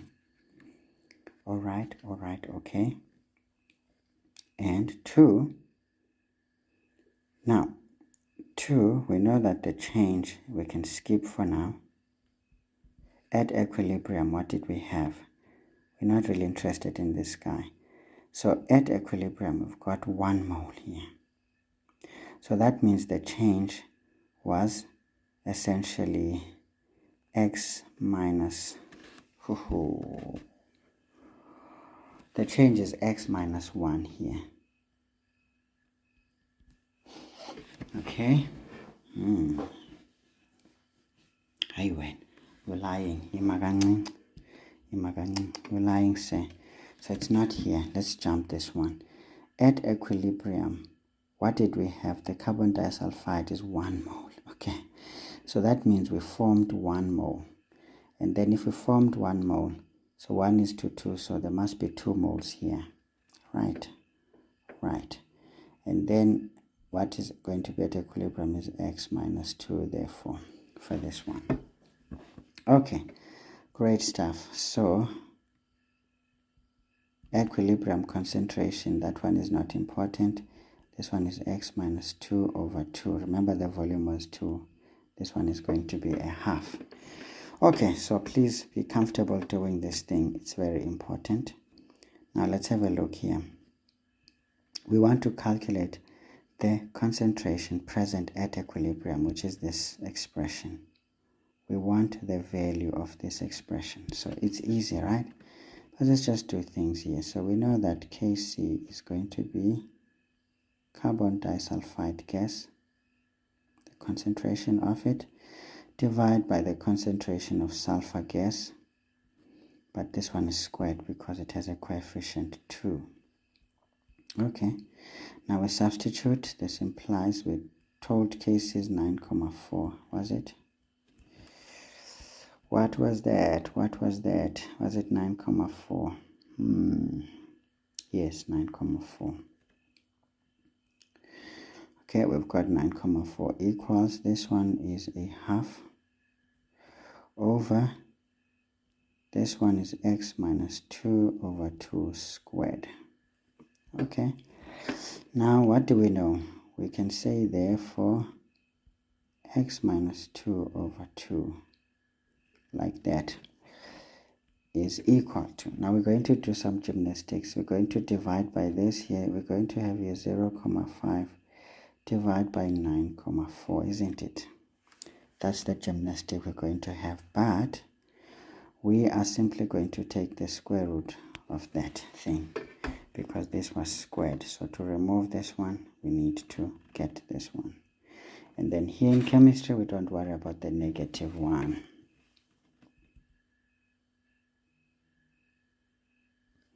Therefore, the concentration of sulfur, that expression is essentially that concentration. So we can just say square root 0,5 divided by 9,4. And then I'm getting here 0,2 3 mole per decimeter cubed. Okay, easy stuff. 4 marks here. Well, correct substitution. Answer is important. But what else? What gives us the 2 marks? Technically, this is a mark. Hallelujah. I don't know what else is a mark, but for where to. Maybe we can mark this. We can mark anywhere. I mean, here you don't know where the mark is coming from, but you may actually get a mark from the formula, because that can be a mark in chemistry. But yeah, let's just go on before we waste too much time. Now the volume of the container is now doubled at the same temperature, T. After a while, a new equilibrium is established. Okay, now we are told here how will the amount of sulfur change as the new equilibrium is established. Choose increases, decreases, or remains the same. Now, if you're looking at our equation here,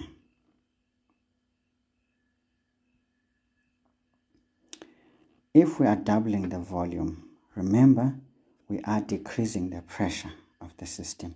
Now, if we're decreasing pressure, we're going to favor the reaction with the most number of moles. Remember, there's 1 mole of gas here, there's 2 moles of gas. So we will favor the reverse reaction if we decrease pressure. So that means the sulfur will increase or increases. So the amount of sulfur gas will increases. Increases, okay? Easy. Now it says explain the answer to question 6.3 in terms of Le Chatelier's principle. But of course, you don't really necessarily have to mention the man, but you just say what this implies. So we can say when the volume is increased, the pressure of the system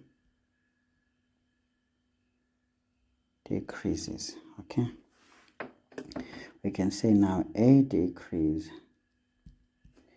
in pressure will favor the reverse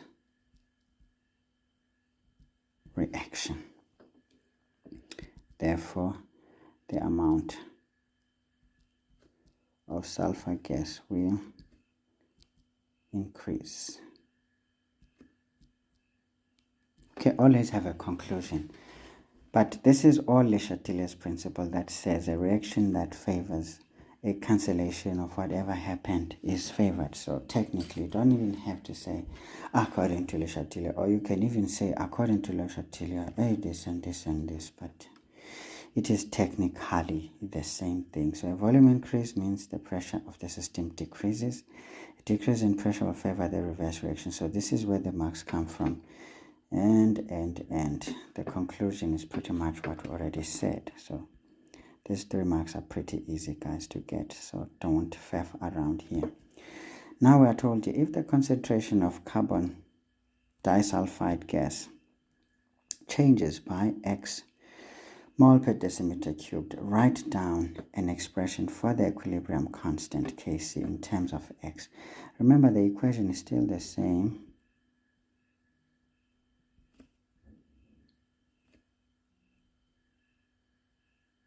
Okay, but remember we said here, which reaction did we favor? We favored the reverse. So this time the reactant is this guy, and then the product is that side. But we're not going to change the order of the equation. Okay, don't do it.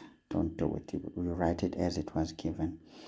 Now we know that initially, what did we have? Initially it was the equilibrium that we calculated. So we got what? 0.23. So this is 0.23 moles. And then, of course, what is in there initially? Initially, I think I'm getting a bit silly here. No, that was 0.5. Don't lie, Mr. Sir. You are lying. So this was 0.5. Remember, the equilibrium concentration was 0.5, but the 0.23 was here. But that is actually a concentration. So please, man, we're talking number of moles. So simply doch.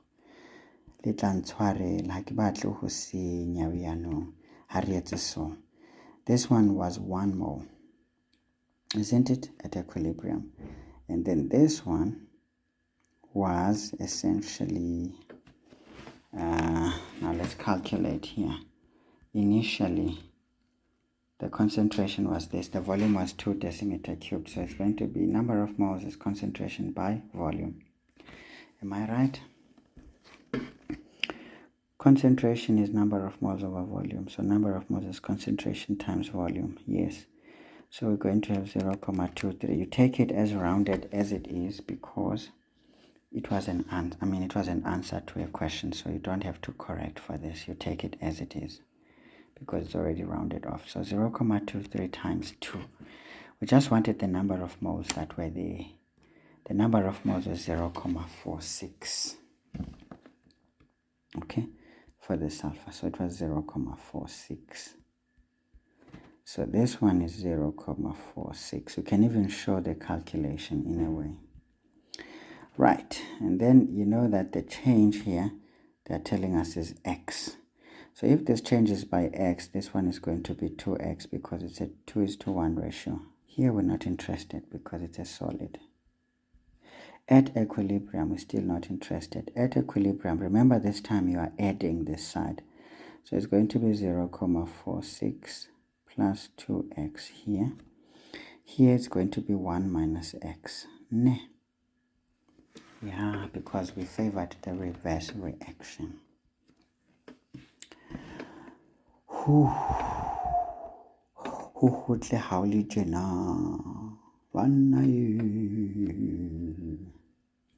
So now the equilibrium concentration is what? That one is not important, so this one is going to be 0.46 plus 2x. All of that divide by, remember the volume is doubled, so this is going to be over 4 this time around. Hey, when how pay this so-called attention, this one is going to be 1 minus x over 4 this time around. So this is why it's very safe when you use number of moles. You're not going to get in trouble because the volume has now changed. If you don't do the change, so what do they say? Show all your workings. Okay, no simplification involving or solving for x is required. We just want to write an expression for the Kc. Okay, so we know that Kc is equal to the concentration of carbon disulfide gas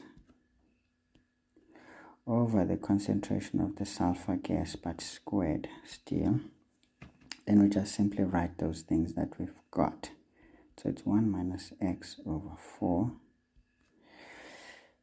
divide by, you can do this one here if you like because it's already a complicated thing just to make it look nice, but I'm just going to leave it like this one, a complicated fraction over another. So it's going to be 0.46 plus 2x over 4.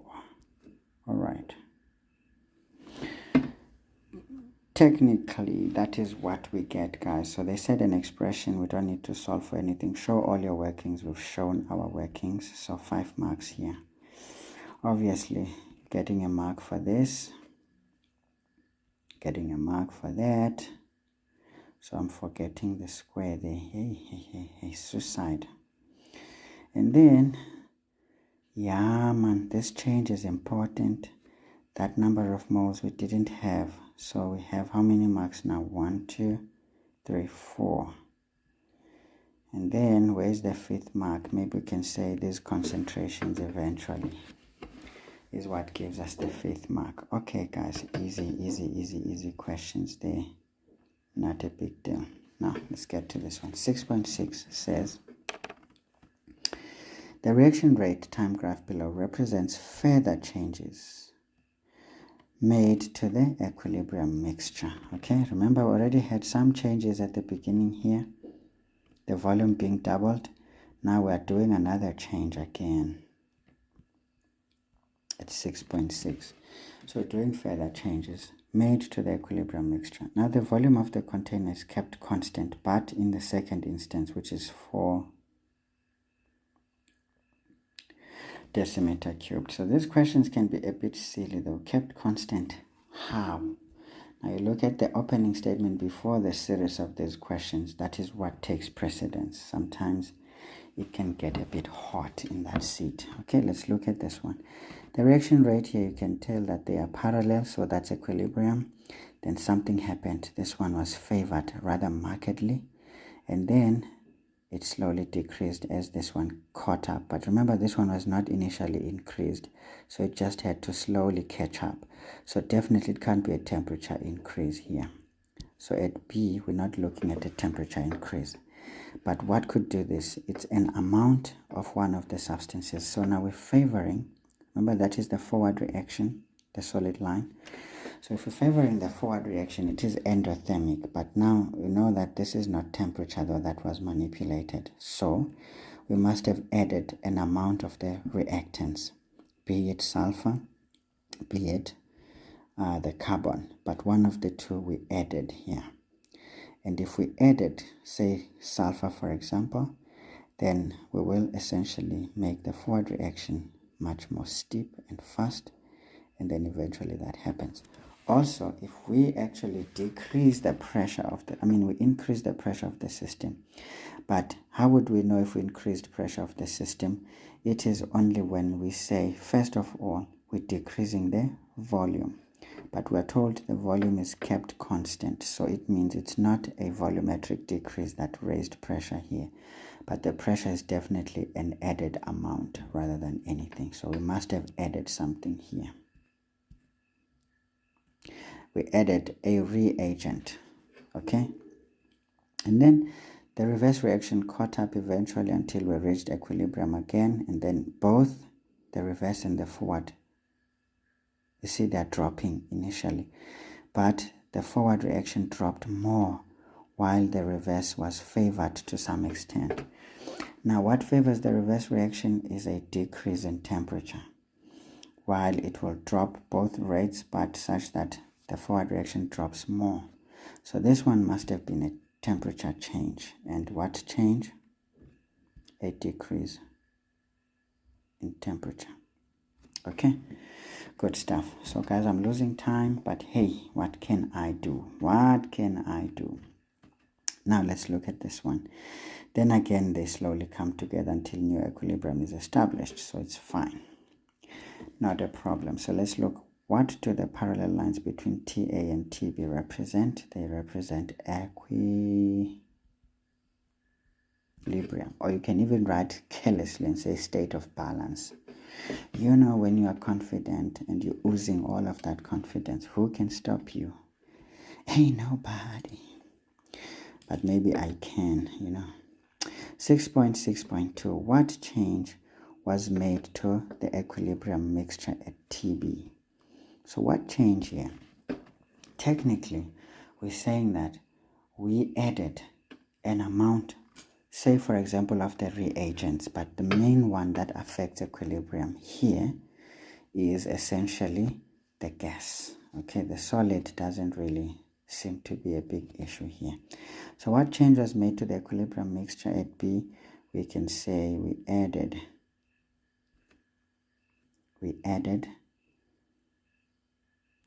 an amount of sulfur gas. Okay, because that's what seems to happen. It's not a pressure change technically by decreasing the volume, but the pressure may have been increased by more molecules of gas being added. So we can just simply say we added an amount of sulfur dioxide gas, or we can say an amount of the reagents. Okay, give a reason for the sudden change in the reaction rate at time Tc. Okay, now the sudden change, okay, give a reason for the sudden change in the reaction rate at time Tc. You can just say it's a decrease in temperature.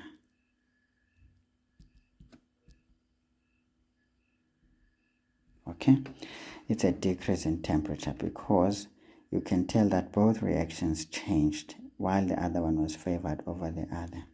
So that is it. That is the decrease in temperature. Now explain that answer there.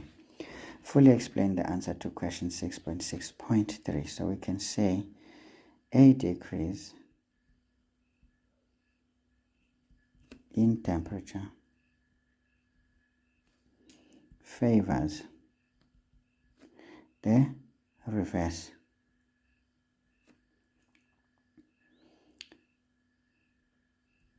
reaction, even though both reactions decrease initially. Okay, it favors the reverse reaction even though both reactions initially decrease, because a decrease in temperature slows down the reaction rate, isn't it? And then we can simply say now, what can I say? A decrease in temperature favors the reverse reaction even though both reactions initially decrease. We can just say the forward reaction was affected the most by the decrease in temperature. Okay guys, I'm a bit erratic here as well. I can see it because I'm looking at 3 marks and I'm thinking, hey, what is going on? Now we can just say a decrease in temperature favors the reverse reaction. That's a mark, even though they both initially, but we can say the forward reaction was affected more by the decrease in temperature. That is how I see those 3 marks. I mean, there's plenty of ways. Certain answers are not necessarily closed-ended. They are open-ended. So let's just try, guys, and see if we cannot seal this as soon as possible. Now, question 7 is acids and bases. Now, this question is a kicker, Bafethu. Trust me, it is way more of a kicker than the chemical equilibrium one. So I'm sure my student really, that's why she kicked a distinction on this one. Caroline nailed this one. You know why? Because I taught her just shortly, I mean the video that I produced for her from 2012, moving between equilibria and all that. This is exactly what we did. So this must have helped a lot. Okay, not a problem. Now, sometimes my brain is all over the show, guys. You will forgive me. So let's do this one. Ethanoic acid. So what is ethanoic acid? It's a carboxylic acid. So it's a weak organic acid. Now they're telling us that it's a weak acid that reacts with water according to the following balanced equation. So you can see ethanoic acid with water. Water will actually accept the hydrogen from that, and therefore this one loses that hydrogen. So do you see that when an ester forms, the O8 group is actually a hydrogen. The oxygen that is mixed with the other one is from the carboxylic acid and not the other way around. But if you're not paying attention, you may actually not see that, but it's fine. It's not a big deal. So we get this ethanoate ion or acetate ion plus the oxonium ion or the hydronium ion. Now it says define an acid in terms of Lowry-Bronsted theory. So let's do 7.1 right here. Honamone. So 7.1.1. An acid is defined as a proton donor. Okay, it donates a proton. Of course, we're getting 2 marks. So 7.1.2.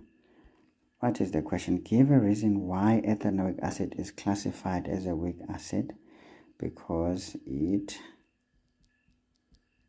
dissociates incompletely in water.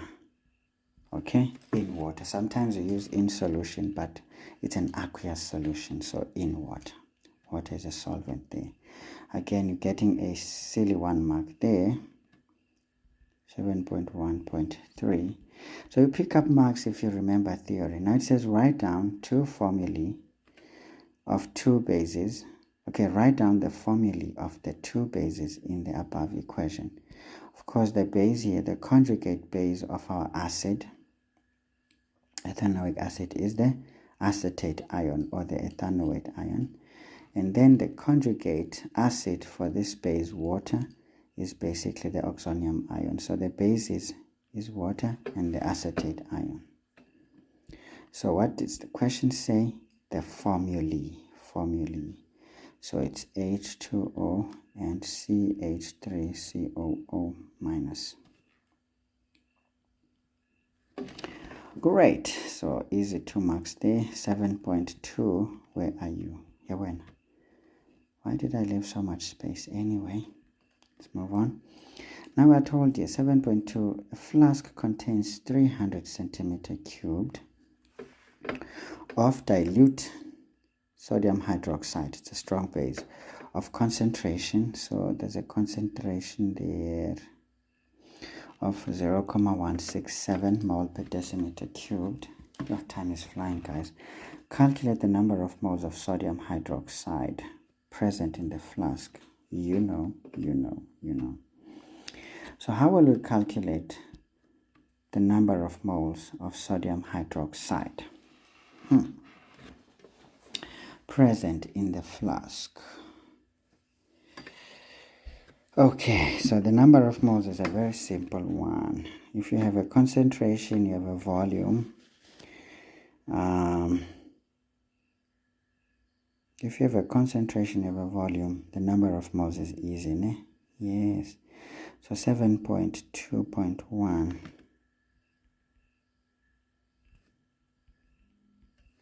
So we know that the number of moles is going to be CV. Okay, curriculum rate high. Why? Because concentration is defined by number of moles over volume. Okay, maybe let's just be organized a bit. Number of moles of NaOH is going to be, am I answering the question here? Calculate the number of moles of sodium hydroxide. So this is going to be volume multiplied by concentration. The volume we're told is 300 centimeter cubed, so you divide by 1,000, so you can show it. And van is into I'm just going to write 0,3 multiplied by concentration is 0,1657, sorry. Okay, you know what happened there. 300 divided by grand. 0,3 times 0,167. So I'm getting here a 0,0501 mole. Now remember, guys, what is that? I mean, they said minimum 2, so this is acceptable, so you don't need to round this one off. Leave it like that. So formula, substitution, answer, standard 3-mark question. Okay, easy 3 marks. Now there's a story to tell. Ethanoic acid of volume. Now we're talking about the ethanoic acid now. Volume 500 centimeter cubed of unknown concentration X is now added to the flask to give a solution a volume of 800 centimeter cubed. Okay, so we're doing a titration here, or a neutralization reaction, but you know what is going to form is sodium acetate, which is a basic salt because it's a weak acid reacting with a strong base. So the pH is going to be what? Wabon. Get into that thing. Look at the pH right there. It's 11. Why? Because the strong base will just gobble the acid and take precedence. Okay, now the balanced equation for the reaction is, there we are. Okay, so now calculate the concentration.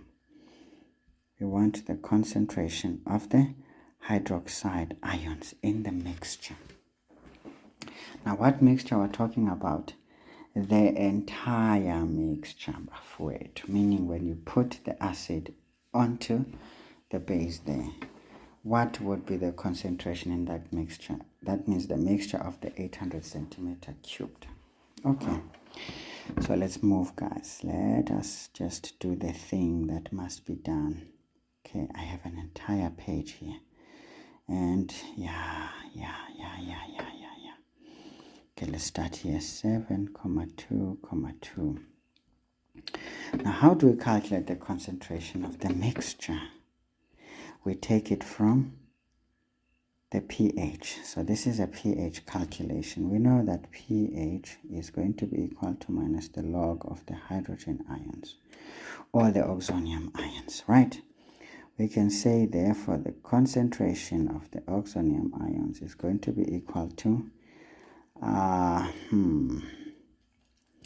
is going to be 10 minus pH, isn't it? Yeah, man, this is the shortcut here. This is 10 to the minus 11, 4. All right. So, which is equal to what? So, let's see now. We've got 10 to the exponent minus 11,4. This one is giving me 3,981 times 10 to the minus 12 mole per decimeter cubed. You can see that it's very small. The hydronium ions, they are very small, which is why it's basic, eh?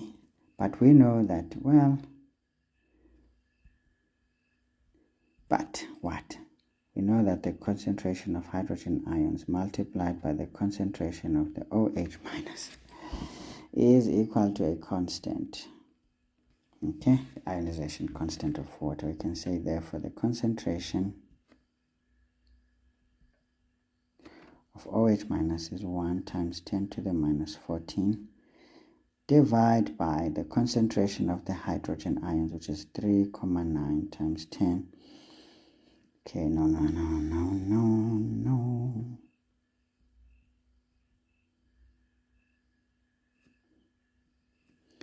So you see, it's two-stepped approach here. So we've got here 1 times 10 to the minus 14 divided by 3,981 times 10 to the minus 12.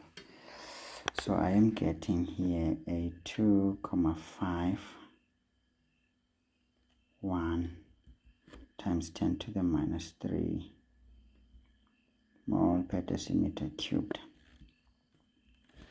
Was I asked to calculate the concentration of the base? Yes, that is it, of the hydroxide ions. So this one, easy, but you would have thought a second and think it's hard, but it's not, eh? It's an easy thing, so wonderful work. There will always be some sort of a calculation there. This one, and then this one is a mark, and then the correct substitution here and the answer. That's how you score those 4 marks, okay? Let's finish off this question before it starts nagging you and I. We are not interested in being nagged here. So 7.2.3. Question says now, the initial concentration X of the ethanoic acid. Now stoichiometric relationships become important. So now let's have a look, guys. What do we need to find the concentration? We already know the volume of the acid is 500 centimeter cubed. So all we need to know is the number of moles of the acid, because the number of moles of the acid entirely reacted, we will assume, okay? Because all was left was a basic solution. So we will say almost the entire number of moles were used. So we will know that the number of moles of the base that reacted will equal the number of moles of the acid that reacted. Why? Because it's a 1-to-1 ratio. So the number of moles of base is essentially the hydroxide ions. Now let's check how many moles of the hydroxide ion actually reacted. Now let's first do this thing and say, first of all, we want to say now the number of moles of acid that reacted is equal to the number of moles of base that reacted, isn't it? That is how you start that fight right there. And then you say now this is equal to, what is the number of moles of base that reacted? Remember, the total number of moles of base came from the 300 centimeter cubed. It doesn't matter that the volume was increased, but the number of moles didn't change. So it would be what would be here. Remember, the number of moles of the base, because it's a 1-to-1 ratio as well, it's actually equal to the number of moles of acid. Of the hydroxide ions. So that is going to be this one. The number of moles that reacted is going to be the total, which is going to be this one, 0,0501.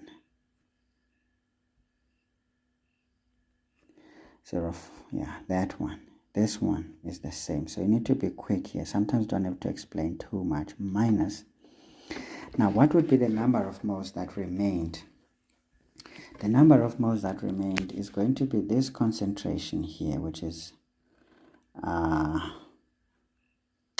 volume was 800, so it's going to be 0,8, which is volume, into 2,5 times 10, sorry, 2,51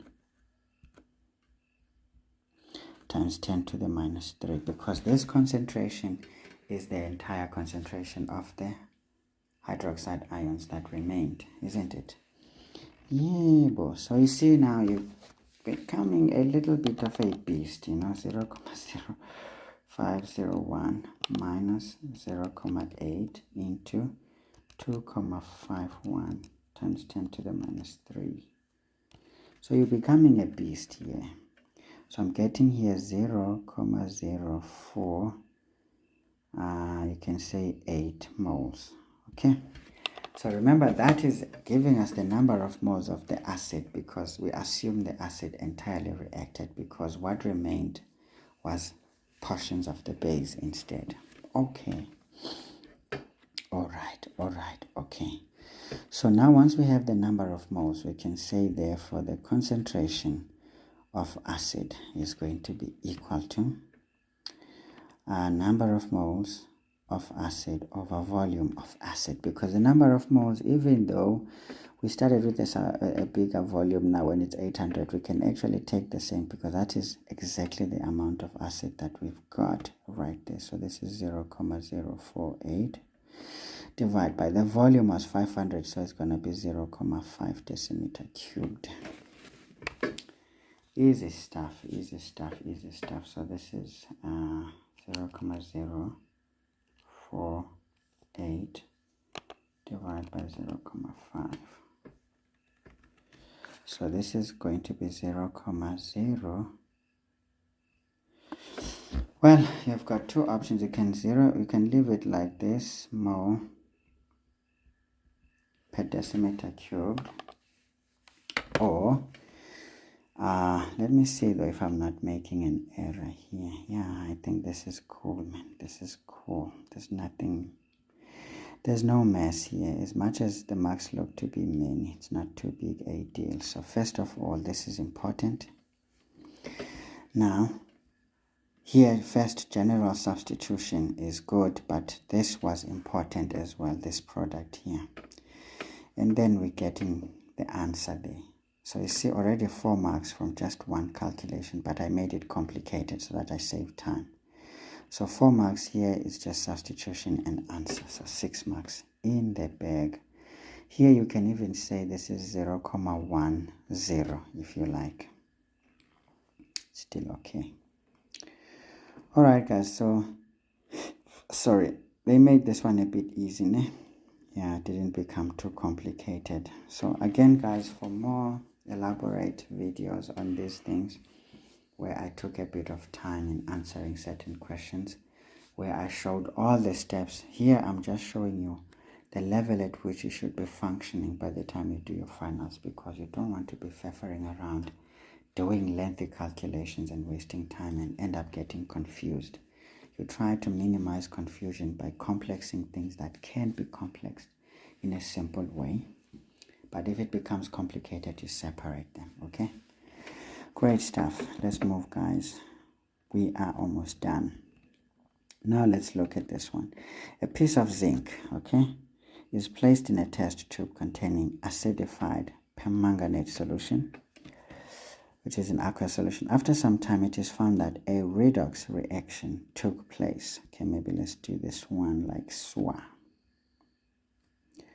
We saw that a redox reaction actually took place. Okay. Now it says use the table of standard reduction potentials to answer the following questions. Write down the name or formula of the reducing agent. Obviously, zinc, if you're using table A, is way low than the permanganate ion, which is way up high. This is a stronger oxidizing agent than this one. And you can already tell that the strongest oxidizing agents are actually negative ions, or you can say they are N ions. They are very, very, very strong.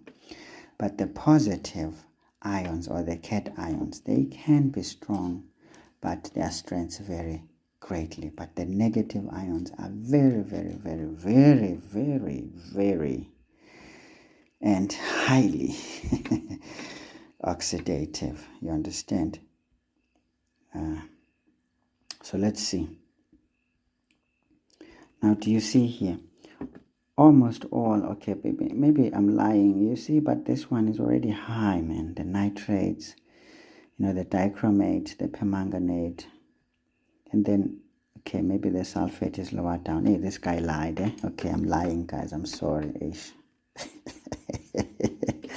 Sometimes it's easy to say some things because it's easy to talk, but do you see? If you don't check, you're gonna be in trouble. This guy can lie to you. So look at zinc. It's appearing way lower than the permanganate ions. So this one is a stronger oxidizing agent, while this one is a stronger reducing agent. So this one is likely to reduce permanganate ion, while the permanganate ion is likely to oxidize zinc. So let's answer this one straight and 2 PS. You get me? You get me. Hey, Shayaman, Haginana, Komana. Haginana, Komana. So 8.1. 8.1.1. So we are saying the name, it is zinc. Or they said formula, you can write Zn. Remember here you're going to write Zn. If you write Zn plus, wrong, because the zinc ion is not a reducing agent. It is an oxidizing agent, but zinc solid is a reducing agent. Okay, thank you very much. Wabona jwalo, wabona, easy 1 mark right there, maybe 2 marks even. Here with 1 mark. Refer to the reactive strengths of the oxidizing agents to explain why. Now remember, of oxidizing agents, to explain why redox reaction has taken place. Okay, we can already say that here 8.1.2, we can say that here the MnO4 minus is a stronger oxidizing agent than zinc, whereas zinc is a stronger reducing agent. Okay, maybe let's be careful here. Let's just try and be careful here. So we know that the permanganate ion is a stronger oxidizing agent than zinc, and so undergoes reduction.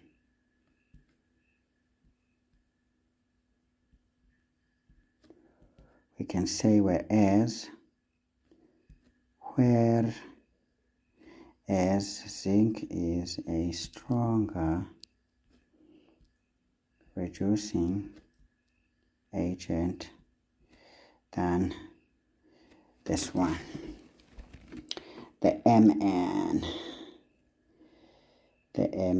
I don't know if I should say Zn plus here, because we have to combine things that look the same, isn't it? Whereas Zn is MnO. Where does it go to? The permanganate ion becomes what? Sometimes these things just flash away. It becomes Mn2 plus.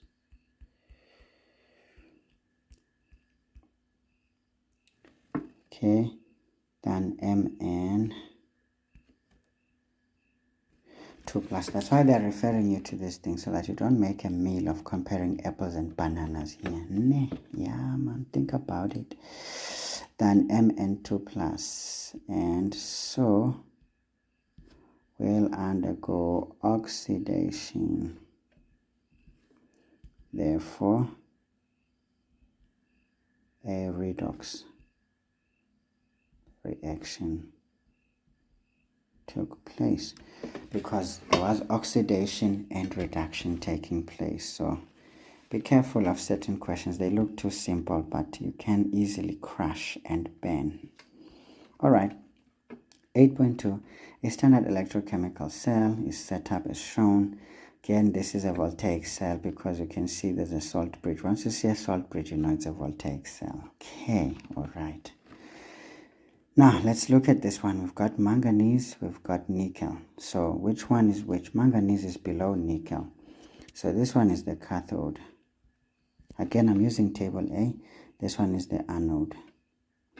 I mean, certain things, once you're familiar with the table, you won't even think about it. You won't always be going back and forth and checking. Look at nickel is above manganese. Where is it? There. So you see, this one is a reducing agent, while this one becoming an oxidizing agent. Okay, great. Now, let's see. What is this thing here? What is this thing here? Yo, I wasted so much space. Okay, here we are. Now it says write down the function of component Y. What is the function of the salt bridge? The salt bridge essentially does what? It completes the circuit by allowing ions to pass through into the solutions. Of course, the flow of electrons is always from the anode to the cathode. Remember that. So the salt bridge, can even write here. What is this question, by the way? 8.2. Oops. I'm feeling a bit dizzy now. 8.2, 8.2.1. We can say the salt bridge allows ions to move into the solutions to complete the circuit. The circuit. Okay, that's it. Easy. 1 mark there. 8.2.2. Question says, in which direction will electrons flow in the external circuit? Choose Ni to Mn or Mn to Ni. So we know very well that it's going to be Mn to Ni because we know the flow of electrons is from the anode to the cathode, and we used our table A to tell which one was which. Next question. Calculate the initial EMF of this cell. 8.2.3. So what do we have? E cell potential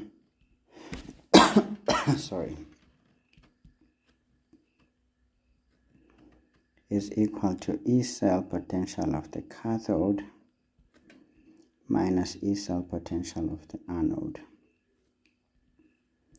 Right, now let's look. What is the cathode? Is the nickel one.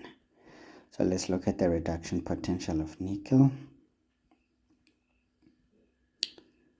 That one is 0.27 minus 0.27.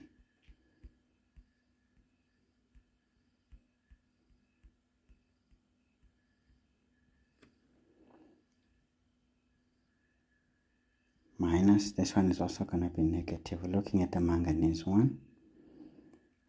Not manganese, yeah, man, the manganese one. Yeah. You see, now I'm trying to combine things that don't combine. The manganese one was, this one is 1.18 minus 1.18. Okay, minus 1.18 volts, which you can already tell is going to be a positive answer. Minus 0.27 minus into minus 1.18. Regreilema 0.91 volts. Okay, all right. Formula, substitution, answer. 3 marks. Wow, 4 marks. Where is the other mark? I know. What are you guys doing? You're making me angry now. I get it right. Maybe 2 marks for the answer then. Not a problem.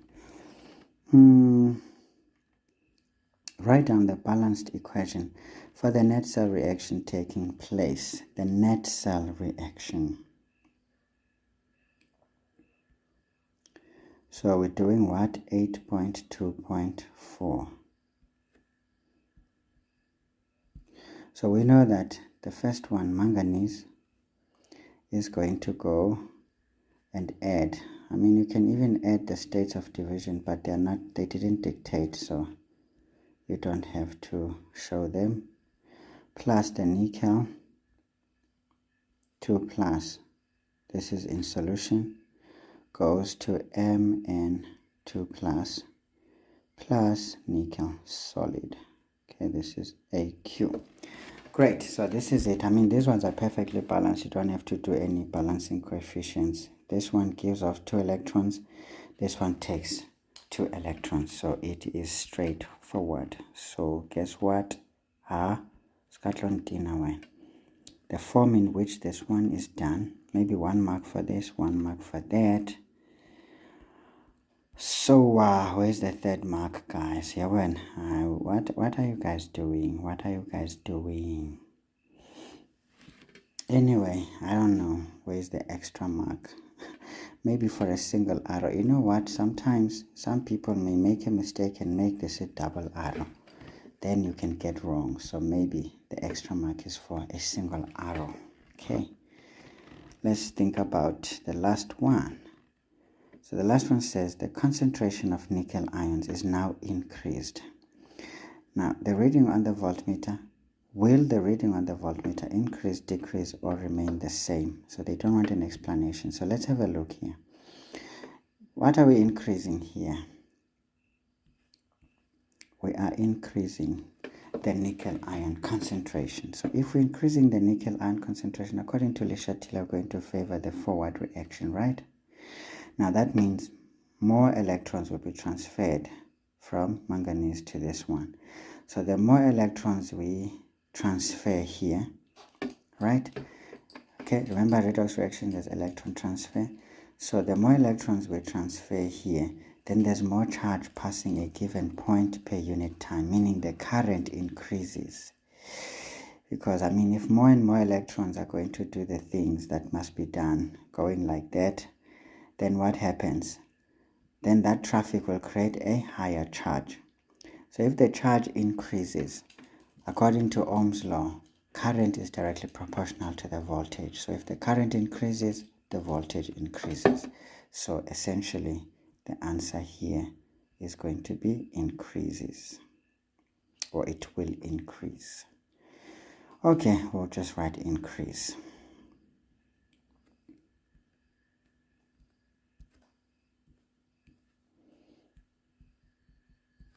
So we're just going to write increase. Okay, you get a mark. If they said explain, you already had the explanation. I'm not interested in further flip-flopping on this question. Okay, it's done. Easy. Let's try and rush this one as well so that we can end this pain. Now in the diagram below, the diagram below represents a simplified cell used for electrolysis. So once we talk about electrolysis, you know that we are decomposing some substance by passing a current through its solution, isn't it? Hallelujah. So now what we're going to say is, okay, now of concentrated chromium, again, you see the stock notation that is chosen there, it's 3, meaning it's the chromium that is able to release 3 electrons, okay? That is the essence of that stock notation there. Of course, the chlorine takes 2 electrons at a go, so it's going to be 3 times those chlorines, isn't it? CrCl3, because you know that the chlorines, a single one, accepts one electron, the second one accepts a second electron, the third one accepts the third electron. So this is a good combination. Now electrodes R and T are made of carbon, which is graphite. Okay, why do we choose graphite? It's a good conductor of electricity, but it is itself biochemically inert, so it doesn't interfere with this reaction. 2, if we are doing higher temperatures, it technically can withstand very high temperatures because it has a very high melting point. So it will not in any way be phased by any pressures it is subjected to. It's a very good law keeper, okay, or a law official. Now the net reaction taking place is this one. So they're giving us a balanced equation. But this balanced equation is such that things are happening here. Now remember, why is there a double there? We know that the chlorine here is going to be 2Cl minus going into the chlorine here is going to be oxidized, because remember, when you connect the battery here, something is going to happen. By the way, when this one undergoes oxidation, because I'm looking at this gas, it was in ionic form here, because if you're saying 3 here and then you're doubling that 3, this is 6 minus, and then this one was 3 plus, you're doubling it, 6 plus. So do you see it came from an ionic form to a gas, so it's undergoing oxidation, so it's going to form Cl2 gas plus 2 electrons. So this one will release 2 electrons. Now remember, this one can only release 2 electrons at a go. So for us to be able to do these things, we need a multiple, because this one can also give off 3, but this one can, this one gives off 2, but this guy can accept 3 to become, solidified. So technically, what we are saying is we will need a balancing coefficient, so which means we can double this thing, so that, we multiply this one by 3, and then we multiply that by 2, so that we can get what we've got. Okay, not a problem. I'm just showing you a few things, guys. Some tricks and techniques are very essential in killing this thing. So it says define the term electrolysis, which is a textbook work that you're expected to know. So electrolysis. Okay, you will know that if you're doing biology, when you're talking of lysis, you're talking about breaking down or cutting it into 2. So you're actually separating here. So you're lysing it. Electrolysis. What is electrolysis? Electrolysis. Sorry, it is a process. Okay. Wherein, electrical energy is transformed into chemical energy, right? When the electrolyte decomposes. Okay, great stuff. Because we're passing a current to decompose our electrolyte, and then we start to have a chemical reaction there. All right. So it's a non-spontaneous reaction, so it needs a power source, which is this electrical energy. Again, guys, master these things, otherwise chisambama, you lose easy marks here by not paying attention. So that's it. Easy 2 marks. Essentially, the energy conversions is what makes the 2 marks. Now, we're told here a current of 2 amperes passes through the cell in 10. Wait a minute, I jumped ship here.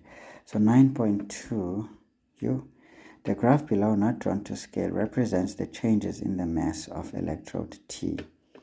So look at electrode T. It started from some low value and it's ending up in a high value, so it's increasing in mass. So it means this is the cathode, and that makes it the anode, because the cathode always gains mass, the anode always loses mass in the electrochemical cells, irrespective of whether it's electrolysis or it is what you call galvanic cell. Okay guys, let's just move. We're almost there. So it says now write down the half reaction that takes place at electrode T. Okay, we know that at electrode T what is taking place is reduction. So what is being reduced is chromium, right? Because we can see here the chromium's oxidation number is coming from 6 to 0, whereas that of chlorine is coming from 6 minus 2. Here is a little bit technical, you know. It is a bit technical. Actually, yeah, this is correct, because look at this one.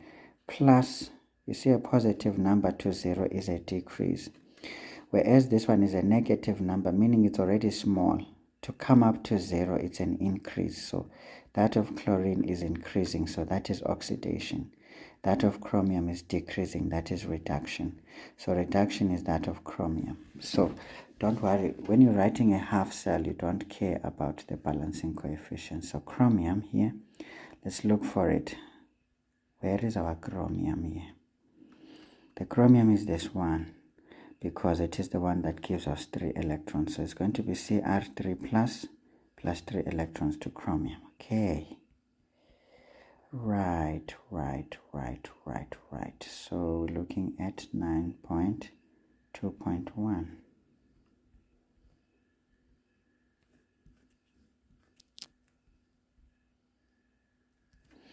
So we know that it's going to be chromium 3 plus 3 electrons going to chromium solid.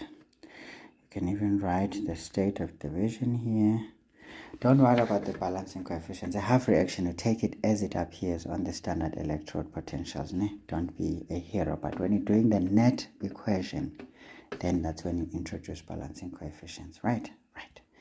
That is the story. So you're getting how many marks? Is so 2 marks. Easy 2 marks. Again, don't do a double arrow here, and don't start this side and go that side, because you'll be suggesting oxidation. So you start from left to right. Right, for reduction. Okay, next question. So we're told here a current of 2 amperes passes through the cell for 10 hours. Okay, now calculate the total charge that flows through the cell during this time period. Okay, not a problem. This is a simple question. So this is 9.2.2. So we know that charge Q is equal to the current multiplied by delta T. Now the current is 2,5 amps into time is 10 hours. So this is 60. This is 10 times 60 squared. Because in a minute, there's 60 seconds. Sorry, in a minute, yeah, there's 60 seconds. And in an hour, there is 60 minutes. So that is 60 squared. Then you multiply by 10. For the hours, how many of them? So let's do that. So be comfortable with these conversions. I mean, you cannot be defeated by conversions. This is grade what? 8 work. So if you can't do grade 8 work, just kill yourself. Assembly will bury you, you know. We shall bury you. So I'm getting 90 squares here. That is coulombs. Remember, charge is measured in coulombs. Okay. So let's see how many marks are we getting here. 3 marks, which is proper. Question, that, and the answer. Easy. Now, last question. 9.2.3 says calculate the value of X. So they want the mass deposited at the cathode. Wow.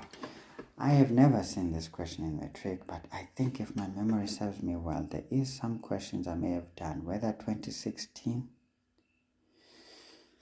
or 15. One of those 2 years, I think I've done a paper 2 that has something to do with the calculation of a mass or something. But I don't remember. But again, at the same time, it may have not been a mess because I'm trying to figure out. I've never seen a question of calculating the mass. Even the textbooks that you guys have not really gone to that extent. This is stuff we did in first year at university. So I don't know how these things are coming here when they have not been taught, unless I don't know something and you guys do. But anyway, let's try and figure out how to juggle these 6 marks. You can already tell this is a hard hitter. It says put your gloves on or else you're going to excoriate your knuckles here. This is a stone wall you're trying to fight. Okay guys, so technically, we need to be very careful here. We must be very careful here.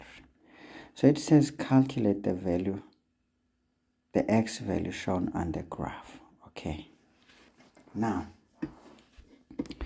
remember that x value is whatever difference that we're going to get, because from 0 to 10, how much mass did we deposit? But from that mass, we are going to add this 2,2. So you see these questions, they look easy. You can just quickly rush through the calculation if you know how. And then you mess up and forget to add this. Remember, this is increasing. This is 0, this is that. So whatever value we get here, it will be essentially the difference here. And then we add this to get the value of x. So yeah, it's one of those questions, man. It's one of those questions. By the way, we have a total charge. So what can we do with this charge? Now, I don't know if you guys know, there's something called Faraday's constant.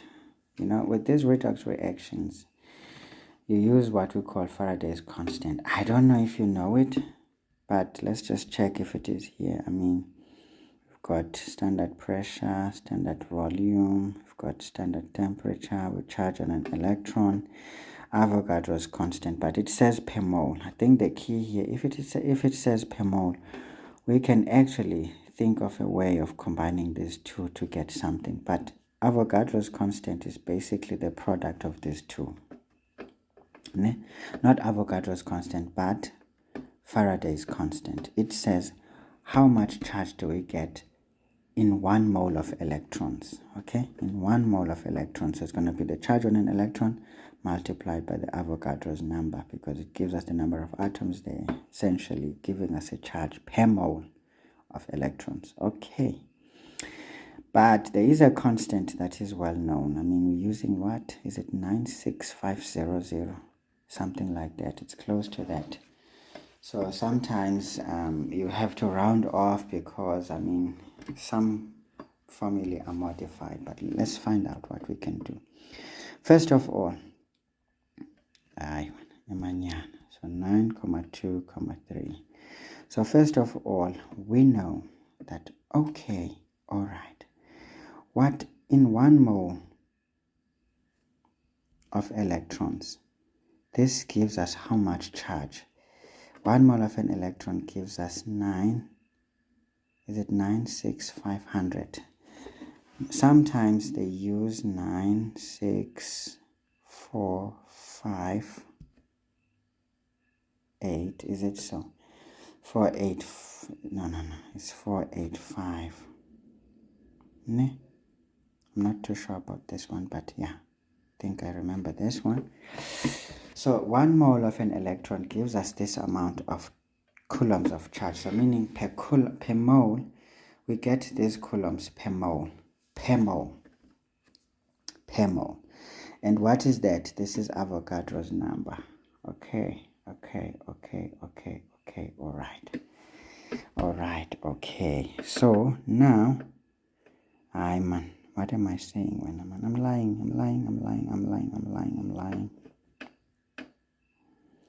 Yeah, that is true, man. Yeah, that is true. 1 mole of an electron gives us this amount of charge, which is essentially Faraday's.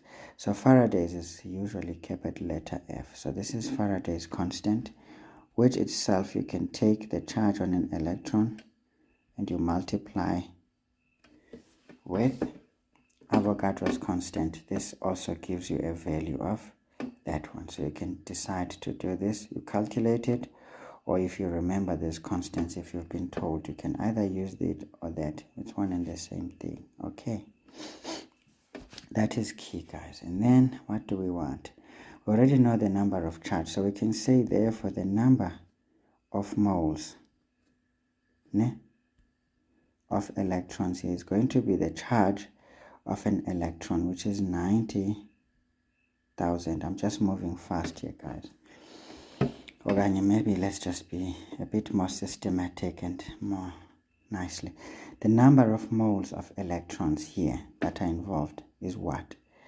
Is basically the charge, the total charge over the Avogadro's constant. Faraday's constant. I keep saying Faraday's constant. And then this is going to give us the 90 squares divided by this charge on just 1 mole of an electron, which is 96. We can use 96500. You can use that. You can either calculate it. It's up to you how you want to do this. But remember, this is coulombs. And then this one is coulombs per mole. And as a result, the coulombs will divide. But if this is already on the denominator again, so you flip it, it becomes moles. So that's the number of moles we're going to get. So we've got 90 squared divided by 9,600 and what? 96,570. And ngingamqhela utamkhulu laphana thule nithi dwi ngikashaya umuntu phela umuntu uzoshayeka uma sekunjalo lapho. So guys, I think it's better to leave it as 180 over 193 to avoid mole. So this means this amount of charge is contained in this number of moles. This is moles. Aibo. Yewena. Wantella ne. This is mole ne. Yeah, yantella ntwe. In sharpile jwale ntwe. Now guys, what do we know? We know that from our equation, we saw that chromium 3 plus accepted 3 electrons to give us chromium solid, right? So meaning the ratio is 3:1. So it's 3:1. So we know that the 3 moles of an electron produced 1 mole of chromium. So basically we can say therefore the number so we can say therefore the number of moles of chromium atoms is going to be equal to, remember, it's going to be a third now. It's going to be 1/3 multiplied by this 180 over 193. Okay? Which I don't like to write like that, equal signs on the same level. It's not good. It's not attractive. It's not attractive. Okay, so let's see, guys. This is going to be 180 divided by 193. That one divided by 3, basically. Or let's just say times by 1/3. Okay, so I'm getting here 60 over 193 mole. So once we have the number of moles of this one, we can say therefore the mass of chromium is going to be number of moles, which is 60 over 193 multiplied by the molar mass of chromium. Let's just check the periodic table where chromium is 52 grams per mole. Okay, so it's 52 grams per mole, so times 52. Now this gives us the mass of chromium deposited times 52. Now we can round off. I'm getting 16,67 grams. That is the amount deposited, meaning the mass of this electrode. Remember, we're talking about the mass of the electrode, not necessarily just chromium alone, because we want the mass of this electrode. It initially was 2,2 when there was nothing. Now we added more mass to it, meaning this is what we're going to add to that 2,2. We can say therefore the mass of T is going to be 16,67 plus 2,2. So these questions can really work a number on you if you're not careful.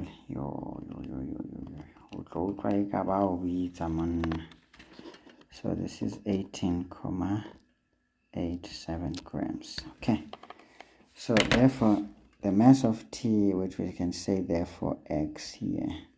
Sometimes it's safer to not have too many of these therefore, so we can say this implies that that is the case.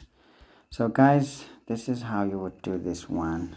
Of course, I think what would have given you a bit of a sweat is essentially knowing this guy. You can take the elementary charge multiplied by the Avogadro number. It gives us the Faraday's constant, which is this one right here. But you can know it from memory if you've seen it before and you've used it before. So yeah. All right guys, so this is the end of our work here, and I think you must have enjoyed it. If you haven't, I don't know what makes you happy. You can't do chemistry and not enjoy this video, ne? I tried to be a bit faster than usual instead of wasting time talking gibberish, and I didn't say so much gibberish today, and I'm feeling hurt because I feel good when I talk nonsense every now and then. Okay, so that is it guys. Where are the marks here? First of all, to calculate the number of moles is important, and this substitution is very important. Yeah, number 1, you've got 2 marks there. 2, we want the number of moles of chromium. That is very important. We've got 3 marks there. Calculating the mass of chromium, 4 marks. This one and that one gives you the 6 marks. So we are sorted. Alright guys, this is how you could approach a chemistry paper. And we've done this full paper for the purposes of giving you an idea on how to tackle these questions with confidence. But you will have to make sure you study well your materials. You practice some basic questions and stoichiometric calculations in your textbooks and study guides. You migrate to past exam question papers and do as many as you can find. And then you take a full paper and you play around it. Sometimes you won't know certain sections, but certain sections you can actually attempt. That also gives you a bit of a stamina to not be afraid of questions you don't know because you have not studied. You just try to use the basic knowledge that you have and see how far it can take you. Then when you read, you're supplementing that and you're correcting some misconceptions. There's lots of ways you can be told how to study, but you will have to find a balance. So it's better when these come with experience rather than being told, because sometimes when someone tells you this is what you should do, at times you tend to think this is what will work. But at times it doesn't just not work because it doesn't work, but it doesn't work because you're wrongly applying it. There are certain necessities before you can do certain techniques. But the basic of them all necessities is knowledge. Please study and acquire knowledge. Keep it and use it. Milk sense out of the knowledge that you have, so that you don't struggle to remember things. But if you try to cram and regurgitate, you'll always forget things, and you'll always be caught out, and you'll always cry. Okay. Otherwise, guys, I hope you've enjoyed the video and you're going to give it a thumbs up to help others to see this video. But if you don't want, well, I don't know. I will say you are mean. I'm joking. So just give it a thumbs up, man, so that we can help other kids if they will find this material useful as well. But if not, it's okay.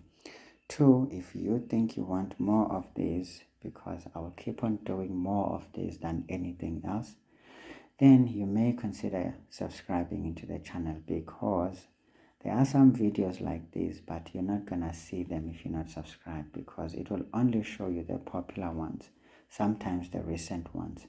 The older ones that are not even popular, you may not be able to see them. and that can actually take away the joys and privileges of finding those videos, because they may actually help you a lot than the ones that are popular sometimes, So subscribing helps you to navigate through the channel with utmost ease, and to get almost every video there is in there, both popular and non-popular, old and recent.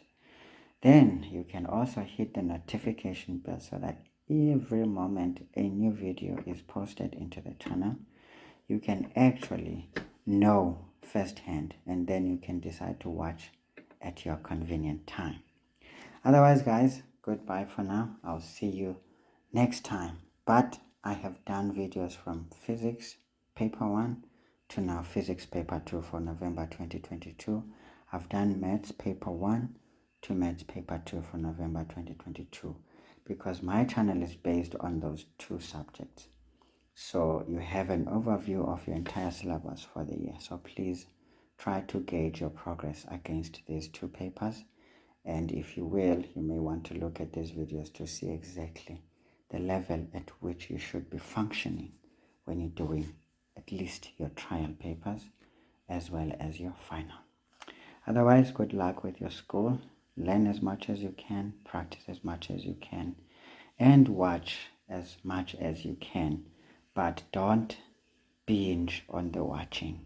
You're not going to learn to do. You will never learn to trust yourself if you watch too much.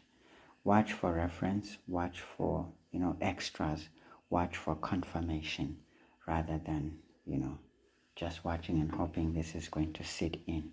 Every question changes slightly, so the questions are essentially dynamic. So you're not going to get exactly the same question. But if you keep the knowledge and the basic tools and techniques and approaches, you will definitely know how to navigate every question, even if it is the first time you see it. Otherwise, guys, bye-bye for now. Ciao, ciao.